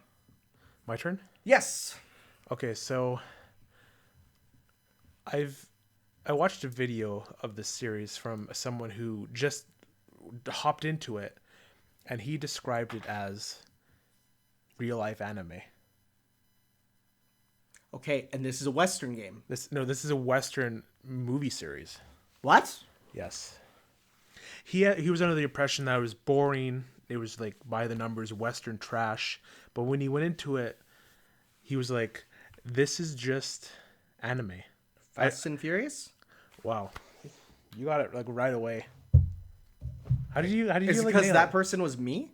No, it was Because remember when I went to watch? We went to watch Fast and Furious 8. Yeah. And that's when I said this is just anime. So, but I've not watched any other ones. Wow, I got that. Is that the first time I've got it like that fast? Yeah, I think wow. So I'm gonna give you 4, 5, 6, and 7. Oh. Because 4 is where it starts getting to the anime, Okay. and then 5 is when it like hits, and then it just So it's not a crazy. Tokyo Drift? Because the first 3 are based on, they're more based in like the car stuff. Okay. And like your Western like car hobbyist. Yeah, Kinda yeah, movie yeah. I stuff. know what Yeah. you're saying. Yeah. Well, like this is when it starts to get. Is that when The Rock came in? No, it's 5. When Okay, Rock- but this is like the start of. Is it the same characters for all of them? So 3 had original characters. I think the rest are all the same characters. Okay. Yeah, Yeah. because I know at a point the Fast and Furious kind of settled in on what they are, and I guess it'd be with the reboot, which is this one, right? This is where it's kind of transitioning. Yeah. They were like, okay, we have these car movies, but like how far can we go? Yeah. And then positive reception of that, and then Fast 5 came out, and Yeah. that's when it gets crazy. Okay. There are like moments in these movies that are like insane, and like Well, I mean, I've seen the Fate of the Furious twice now because it was on TV recently. Oh, yeah, yeah. And so like I saw that and I'm like, oh, so don't expect that right away. Oh, going obviously, here, yeah. But like, people consider Fast 5 like the pinnacle of the series. Okay. And then I don't remember much from 6. 6 is like the one that I don't remember most of. Did you ever learn about the Japanese titles of the Fast and Furious movies? I think I did. Okay, we need to go through them because we need to let people know. Japanese Fast and Furious movie titles with the addition now of Hobbs and Shaw's name, which is amazing. Okay. So they are. Okay, here we go. Okay, so Fast and Furious is Wild Speed. Too Fast, Too Furious is Wild Speed X2. The Fast and Furious Tokyo... I didn't know that was the third one. I thought that was the second one. Wild Speed X3 Tokyo Drift. Fast and Furious is Wild Speed Max. Fast 5, Wild Speed Mega Max. Fast and Furious 6, Wild Speed Euro Mission. Fury 7, Wild Speed Sky Mission. The Fate of the Furious, Wild Speed Ice Break. And Hobbs and Shaw is Wild Speed Super Combo. That's so cool. It's so cool. Wild Speed Like, Super Combo. It's so dope. I think Mega Max is up there, though. Yeah, that's so good, right? It's like, it's ridiculous how, like, I love that. It's so great. Okay. I'm excited to kind of look at these. Because I enjoyed when you're like, we're going to see Fate of Furious. Do you want to come? I'm like, I mean, I guess I don't care about cars. And then I went and watched. I'm like, yo, this was pretty it's good really action. It's not all about the cars. The cars are pretty much a complement piece. Yes, they are. Yeah, no, that sounds good. But there's like times where it's to a point where like the main characters are stronger than normal humans. Oh, It yeah. gets like ridiculous. Yeah.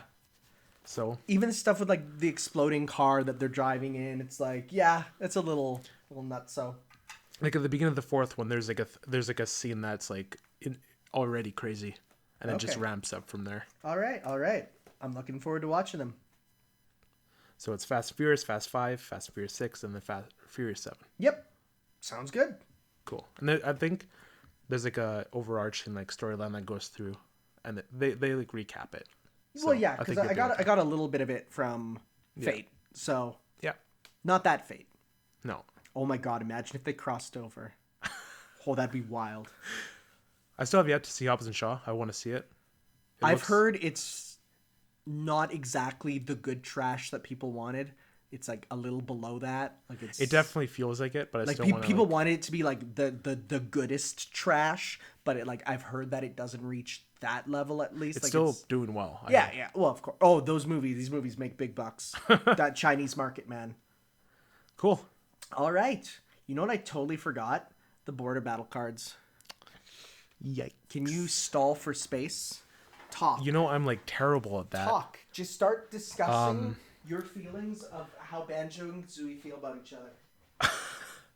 I think Banjo and Kazooie are very close friends. They sleep in the same room, so I assume they're like comfortable Where's my cards? with each other to a certain degree. Where are they? I think they're afraid to confess their true feelings to another. Not I don't know where... Oh, there they are. not in that like way, but they're like they really like each other as friends, but like Kazooie's too much of a bitch and too like hard ass. Okay, we're good. Okay. Here's your cards. Thank you. Okay. Were you? Just gonna just grab some from the middle. That way I know they're new. Okay, so border battle. For those of you who don't know, this is where we play a round of Super Fight using our Super Fight cards, made of a mix of a bunch of decks broken into East versus West. We our black cards, which are our modifiers, they are mixed between us. So I could get a Western one, he could get an Eastern one. We get one that we pick. We get one at random. We decide to fight in empty New York City, and that's about it. Last time, we'll see who won the battle. Did you put it on Twitter? I did. So we will pull that up. Oh man, imagine if I was like ready to go. Wouldn't that be amazing? What do you mean?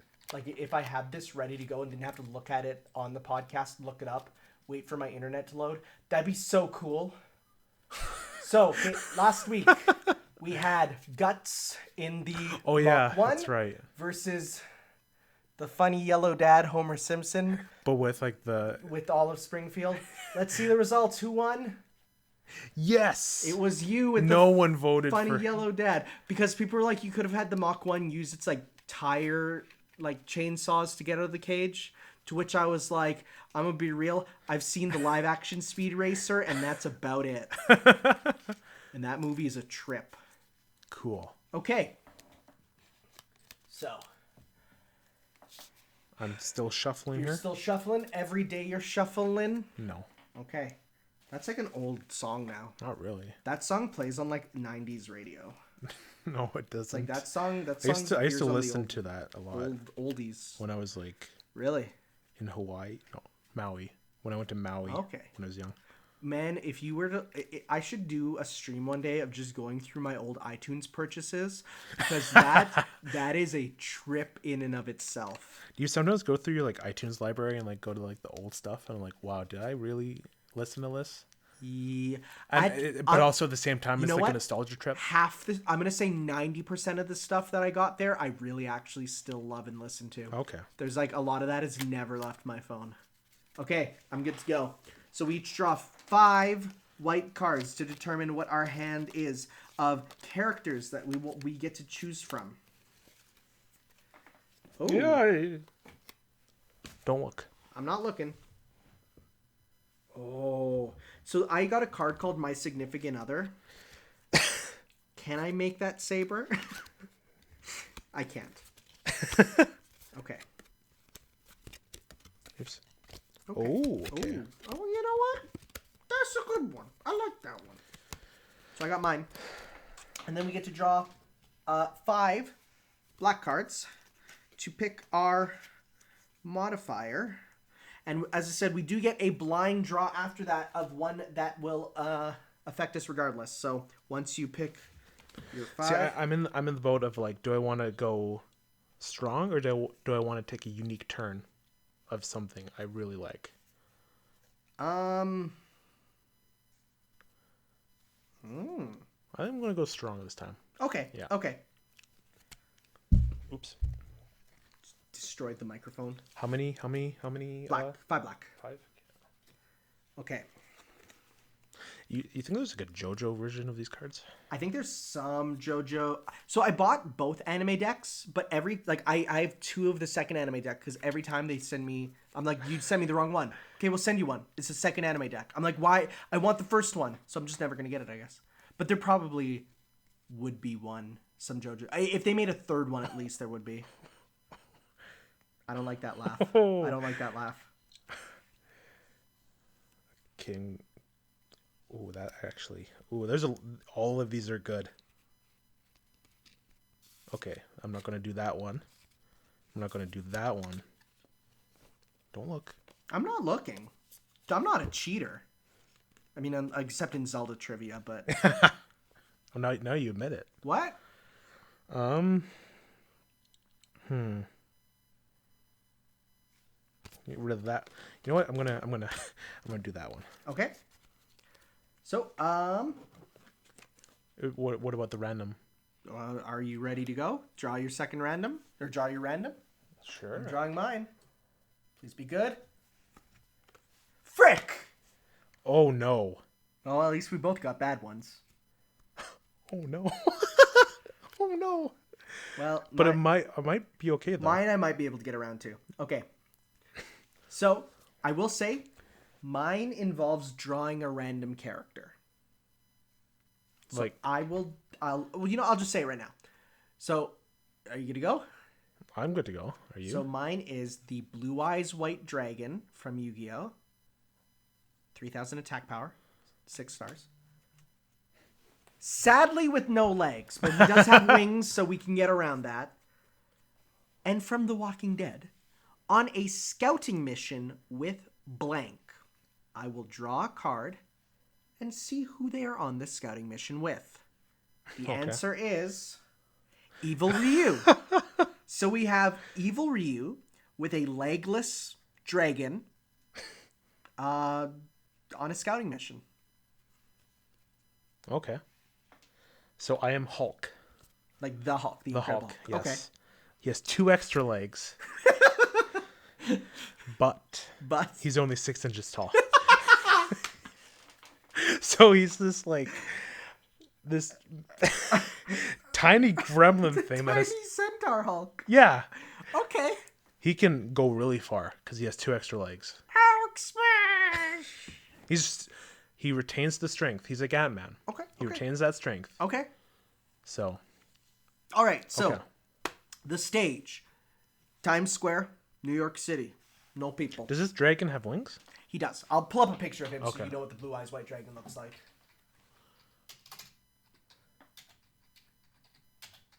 He's very famous. He is one of the most popular Yu-Gi-Oh cards. The Blue Eyes White Dragon. Oh, okay. The legendary dragon is a powerful engine of destruction. Virtually invincible, very few have faced this awesome creature and lived to tell the tale. Okay. 3,000 attack, 2,500 defense. 8 stars. Oh man, did I say 6? Woof. Okay, so, and Evil Ryu's there too. Okay. So. This is tough. Flying through the air is Evil Ryu riding his legless Blue Eyes White Dragon. It's okay, it can fly still because it has arms, so it can at least kind of and has a tail, so it can like a snake kind of slither, but it's flying. Okay. And he's looking. He's on the lookout. I sense something. The Satsui no Hado. I feel it. You can barely see. You can't see him. He's not tiny. with his eyes, but with his sense.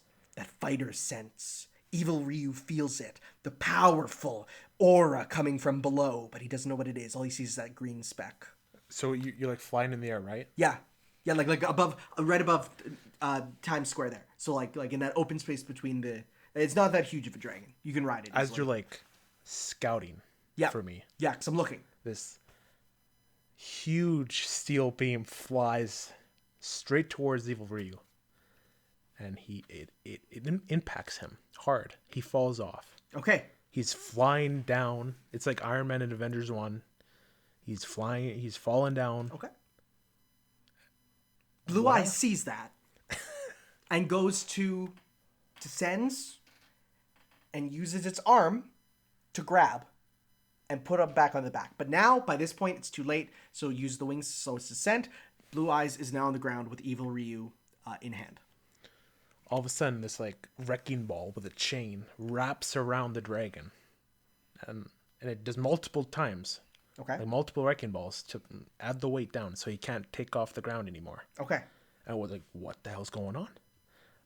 How are these incredibly heavy things being?" Because you don't know. Do they know who they're facing before they see it? No. Okay. No, they need to discover. Okay. Now I know something's there. Evil Ryu knows something. He can still sense it. Okay. Right? So what does he do? Focus attack. But he's not focusing attacking. He's focusing. And he's looking for that key that's around, right? That aura. Because he knows there's something. Closes his eyes. He feels and he looks with his mind. And he just sees a little green speck. Like everything goes like it's like the detective vision from Batman, but it's like with fire instead, right? Mm-hmm. So then he sees and he goes Mesats, and then he does the Akuma like movement where like the knees up and he moves, and I'm moving towards you at high speed. Meanwhile, Blue Eyes, he ain't having this. What does he do? He just starts charging a laser. Okay. He just starts charging his laser. Okay. Because guess what? He doesn't care about these buildings, and he's gonna Shin Godzilla all over them. Just wave of destruction. Okay.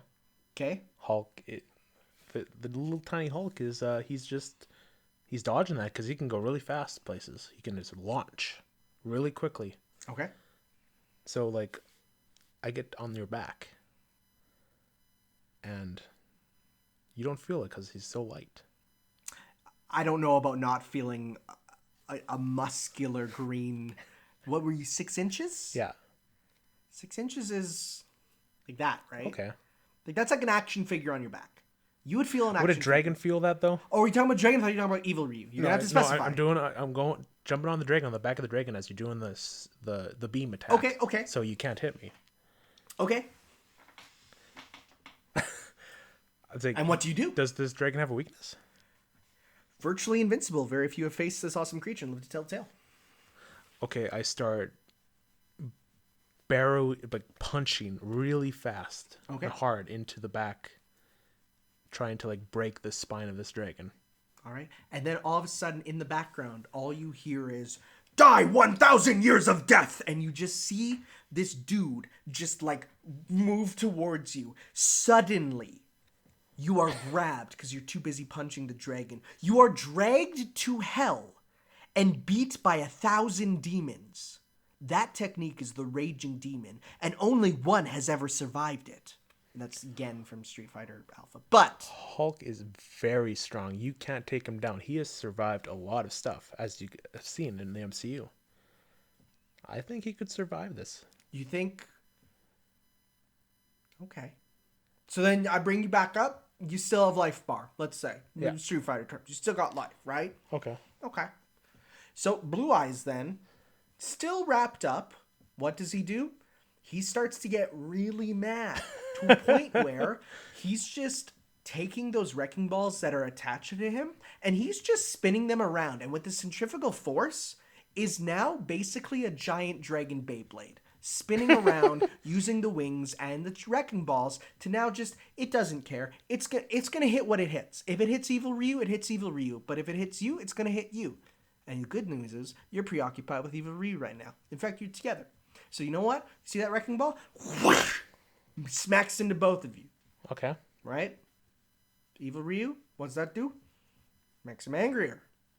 We don't want to make Evil Ryu angrier. What if, as he gets knocked back, as we get knocked back, I just pummel into Evil Ryu? Because he's just a regular guy. He has some sort of crazy powers. He's kind of becoming a demon, but... Okay, but this tiny Hulk is just badgering his bones. Like, he can instantly break your bones. Do you remember what Hulk did to Loki? Yeah. Can't Evil Ryu just pick him up and do that exact thing to the mini Hulk? No, because he's too tiny. You'd have to, like, crouch down and, like, slam him. Okay, well... like, okay, crouching light punch, crouching light punch, crouching light punch, crouching light punch. But I'm too tiny. I'm too low. Oh, sorry. Crouching light kick into sweep. Okay? But I just launch myself into the air. All right, and then you know what I do? What? Forward, down, forward, heavy punch. That's a Shoryuken, baby. but I'm like way up in the air. You can only go up to the limits of the screen. Guess what? Marvel vs. Capcom rules. I'm gonna cancel that Shoryuken into a Shoryuken. I'm gonna keep rising. Okay, I'm up there. So that what does Blue Eyes do? It looks up and it's like okay, and charges it up, and then just does a beam that goes straight forward, and then he goes up. Okay. But I'm still tiny. Evil Ryu, he gets cut in half. Who says I was aiming at you, not Evil Ryu? But both he just keeps going up. And then he parries. He parries the beam. You can't parry and Shoryuken at the same time. You haven't played. You're right. Actually, I was gonna say you haven't played Third Strike, but no, you're right. Actually. Okay, let's say Evil Ryu gets sliced in half by this beam, and I'm too tiny. I avoid it. Okay. I am tiny and fast, so I come back down. As I come back down, the acceleration speeds up, and I just, with my 4 giant, massive legs and feet, just pummel into this dragon's face. All right, I think at that point we'll end it. Does it knock it out? Does it? We don't know. We'll have to see. We'll leave that climactic moment up to the viewers to decide whether that happens with you or if my dragon can fire off another beam and fry you. Yeah, just if we forgot anything, you can use that and you can decide for yourselves. And to people who are wondering, I don't think I can summon. Dark. I don't think I can summon 2 more Blue Eyes to turn into Blue Eyes Ultimate Dragon. I know that would have been really hype because if you have 3 Blue Eyes, they can fuse together, which is pretty cool. But we can't do that because it's only 1. Mm-hmm. But we'll leave that up to our viewers to decide who thinks they won that one battle. So, what other cards did you get? So I got Nigerian Prince. Okay. Boy Band. Okay. Cowboy. Uh-huh. And then Shane from The Walking Dead. This is the one I was like debating. So I'm glad I went with Hulk, or I would have been instantly killed. So I had Guts again. I shuffled him back in. My Significant Other, again, could have been Saber. Saddam from Street Fighter. And Satsuki from Kill la Kill. Okay. That would have been an interesting one. I would have. And then what about your action cards? My action cards, the ones that I had were is a martial arts master from The Walking Dead. Used to be a bear. How would that even work? Maybe you can like turn back into the bear? I don't know. I did have a blank regular one, which could have been interesting, but if it's blank regular, that means I couldn't do anime because it has to be an anime card. So I decided not. And then being a brainwashed agent of Shadaloo. Okay. So I had Venomous Bite. Okay. Can only see movement. Oh, that's a bad. Yeah. Knows Kung Fu. I know Kung Fu. And then this is the one I should have used, but it would have been instantly negated by my second one. Can it match opponent's size? No. So if I wouldn't have got that 6 inches tall, right? Yeah. it would have been as big as the dragon, and that would have been a That kaiju battle. That would have been dope. All right. All right. As I said before, and in every part, you can vote in the description of this on iTunes or whatever your service is. And please do it, because we want more votes. Yeah. Yeah. It is also on our Twitter if you ever need to go back to it, and in the description on YouTube if you're listening through YouTube. Yep. Yeah. Just open the link. Click on that. Who you want, and then you're done. Yep. And please also listen to the whole thing before voting, because that's why I'm like pretty... I am pretty vague with with the descriptions there, because I don't want people just choose the one they like more and get it. So Yeah. that's why Makes sense. I try and be a bit impartial with it. So that said, final section being our questions, our emails. If you have an email you want to send in, please feel free to send it to shipsworldwide@gmail.com. There's a Ships Worldwide podcast. You should know this. Definitely podcast. Ships Worldwide Podcast @gmail.com. That's Ships Worldwide Podcast Just shorten that. @gmail.com. We should shorten that. Maybe one day. We could. So we have one here from Mauricio. Hey guys, Mauricio here. School's starting up again, and I just set everything up IT related for school I work at. He talks about the H scene for Heaven's Feel. The H scene, yeah, there's memes. There sure are. Defenseless. Her defenseless behind, let's say, Okay. is a phrase that gets brought up. So Tanner, I saw your tweet about the Fate Stay DVD joke. Picture and saw, yeah, I did buy the Fate Kaliad liner Prisma Ilia, which was a spin-off that was cute and innocent in the beginning and then turned into borderline hentai, as he says. So that's true. And it's, I guess, going back to its roots, if you think about it. So the question is, what video game, media, movie, whatever, what spin-off did you like more than the original source material? Can I still like the original source material? Yes, but it's what you ended up liking more. You go first. I honestly love Pirate Warriors more than One Piece itself. I really like One Piece, but Pirate Warriors brings it to a next level. Okay. So I have like a similar example. Like I love Hyrule Warriors, but I still love Zelda. Yeah, but that's fine. Mm-hmm. I think that's totally fine. I love Beautiful Joe appearing in crossovers more than his actual games that he comes from. I like seeing him in stuff a lot, but his actual games I don't love. Okay. It's very convenient that you have a whole... I have so many video game figures that you can just look over there and hopefully find something to talk about. I think I like Kirby spin-offs more than the actual core games. Whack! I think I'd say Whack! that. Yeah. Don't feel that myself. No? Nope. Oh. Like I think I love Canvas Curse. Canvas Curse? I think so. Yo, Canvas been Curse a is in while, my but- bottom 5 Kirby And I love games. Epic Yarn. I like Epic Yarn. I love Epic Yarn. I like Epic Yarn, though, as a game. I don't love it as a Kirby game. There's not enough Kirby in it. Like honestly, if you removed Kirby and, like, DDD and Meta Knight, that's it. It's not Kirby anymore.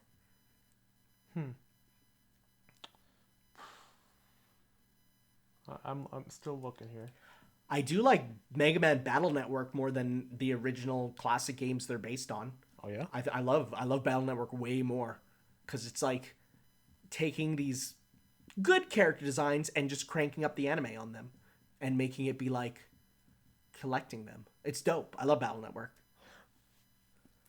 I can't say that. Okay. What were you gonna say? I was going to say I like Persona more than SMT, but I haven't played SMT, so I can't say that. No, I'm gonna tell you right now that opinion will stand if you play SMT. Okay.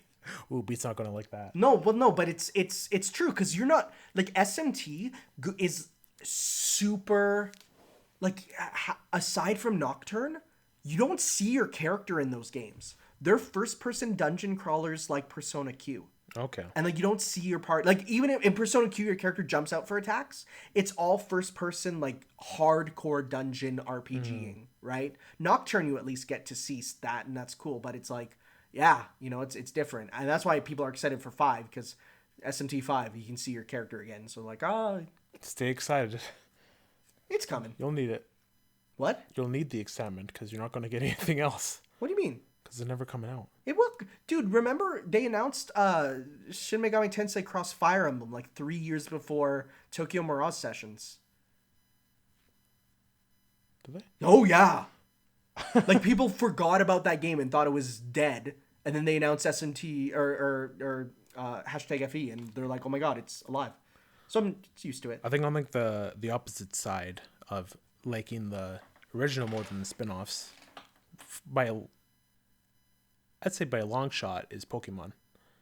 Like I don't like the spin-offs of the games at all. Like any spin-off I'm not a fan of. There's more than a couple spin-offs that I love for Pokemon. Mystery Dungeon games, oh so good. Pokemon Snap, hit me up. Puzzle League, oh baby. See like all that I'm like, I'd rather just play the original games. What original? There's no other Pokemon Snap. Like, there's no other game. I mean like original Pokemon Pokemon games. Oh like, yeah, the no. RPGs. No. Pokemon Picross. Picross is lame. Oh, you're gonna get some not very good comments there. I tried it. I wasn't a fan To be of fair, it. it's numbers. I suck at it. I never like got my head around it. Okay, I think we covered it. We got some good ones. Okay. Question.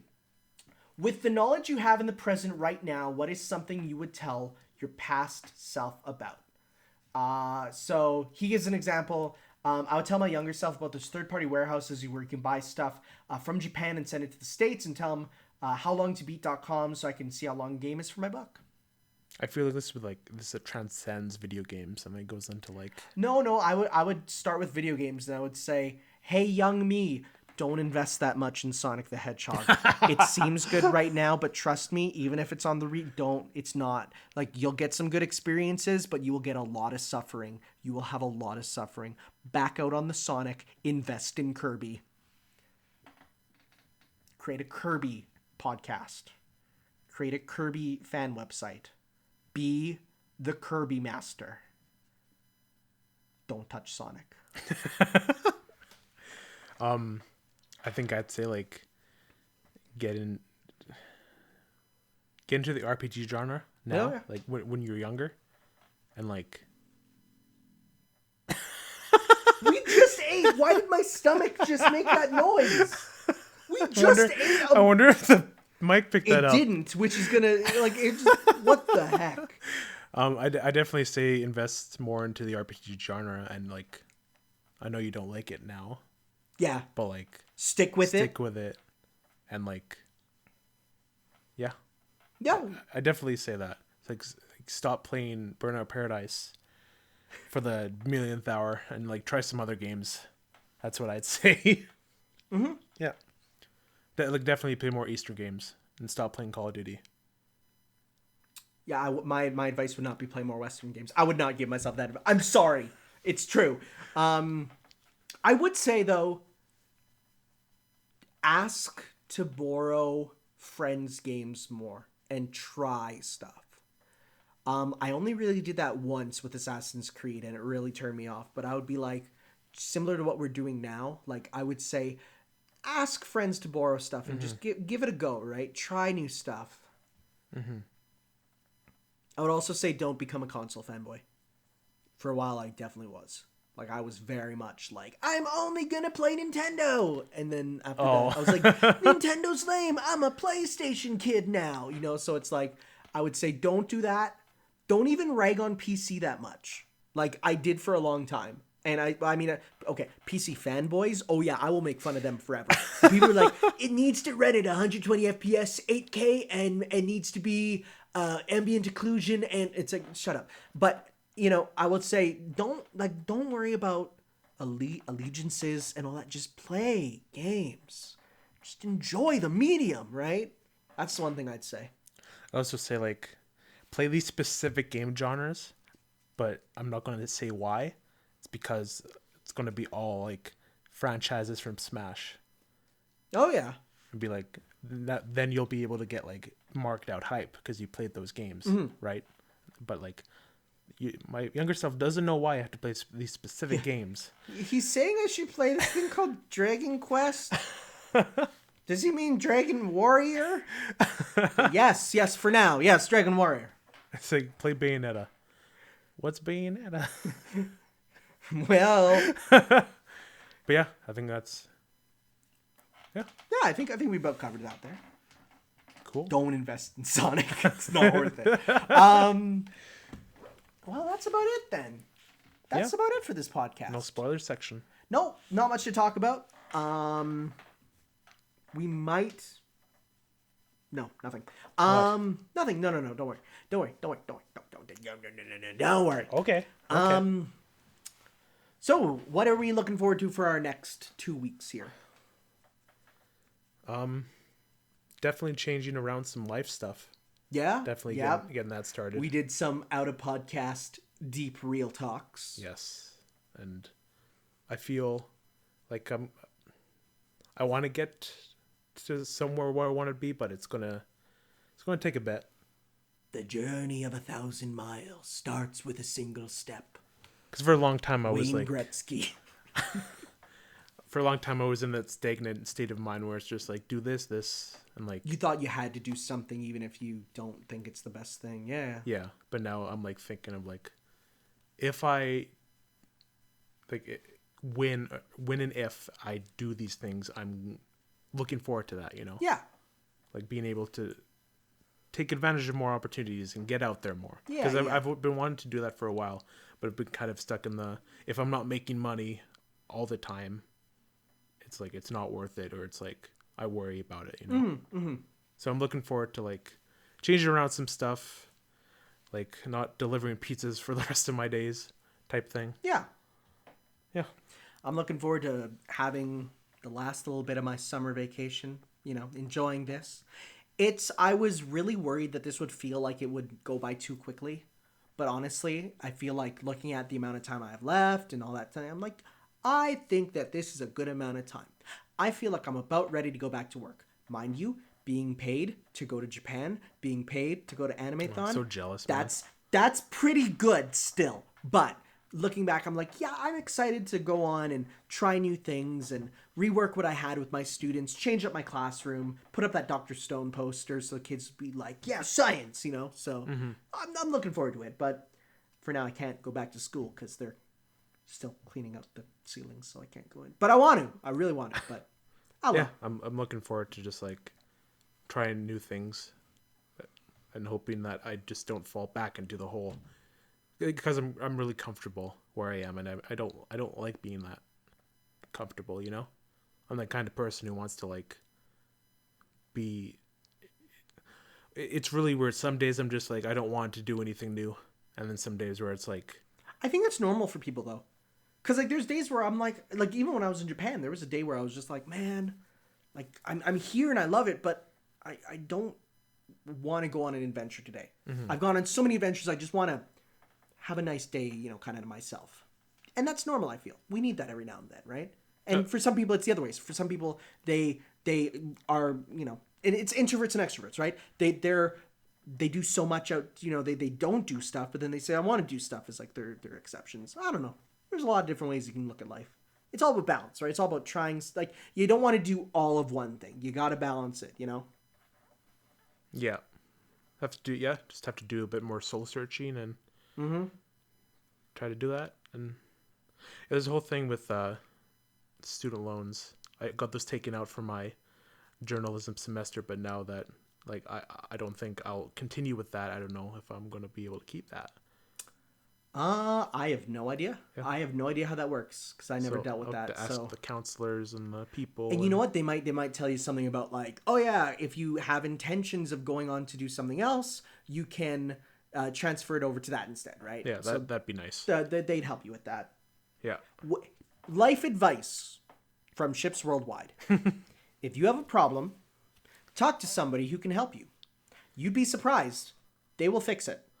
Like, there's a lot of people who can just be like, here's what you do. It's definitely easy to be like, oh, I'm scared to ask because I feel inadequate. I feel like I should know this already and that type of stuff. And I've been in those situations where it's like, you don't know about this or you don't know this. I'm like, no, I've never experienced this before. Like, I don't know how to do this. Can you show me? Mm-hmm. Yeah. And yeah, that's a big, it's a skill. It's a skill to be able to ask for help. Like, honestly, because I didn't know how to do field trips. I didn't know how to set up a field trip. What do I do? What do I do? And then I just, it was like the end of the year. I had to do it before. And I'm like, I'm going to be honest. I don't know what to do. And it was not a case of, you don't know what to do. You listen. It was just, okay, I'll tell you what to do.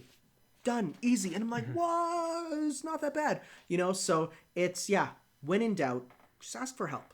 Someone will help you. And if someone can't help you, find someone who can tell you who can help you, right? Yeah. It's There's always someone there. There's always someone. Yeah. Also, don't invest in Sonic. That's the next life advice. Don't. Trust me. I tell him to get into JoJo. Well, that's tough, though. Would I be accepting of that, though? I'm going to be real. If you were to tell your kid, or tell kid you to do that, you would, for like a decade, be like, where's this JoJo? What do I do? Yeah, I guess. Like, wait, where? Like, it's not accessible. And nowadays it's on Netflix and stuff, but it's like back in the time, it'd be like, what? Where is it? This PS1 game?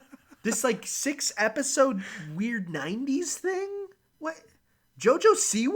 It's like, you wouldn't know, right? Yeah, it's fair. So, okay. I think that about wraps us up here.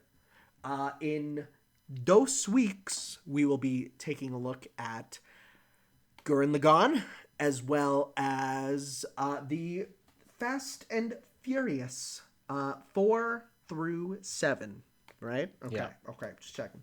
Yeah. So we'll see you then for that. Thank you all for listening. Thank you. Where can you find? All right. yourself? You can find me on YouTube at Tanner of the North, all one word, and on Twitter as at Tanner L. Peer. You can find me on Twitter at age1000 and my Club Penguin. I still love that your stream of that. I think that's your best stream. That is, I honestly, pinnacle stream. I'm down. It's all been downhill from there. Like It really it will never get better. Man, I'm hoping like one time I give you something that's like that par. It was really fun. Okay, thanks for listening. Yeah, we'll see you next time, guys. Ciao. Bye.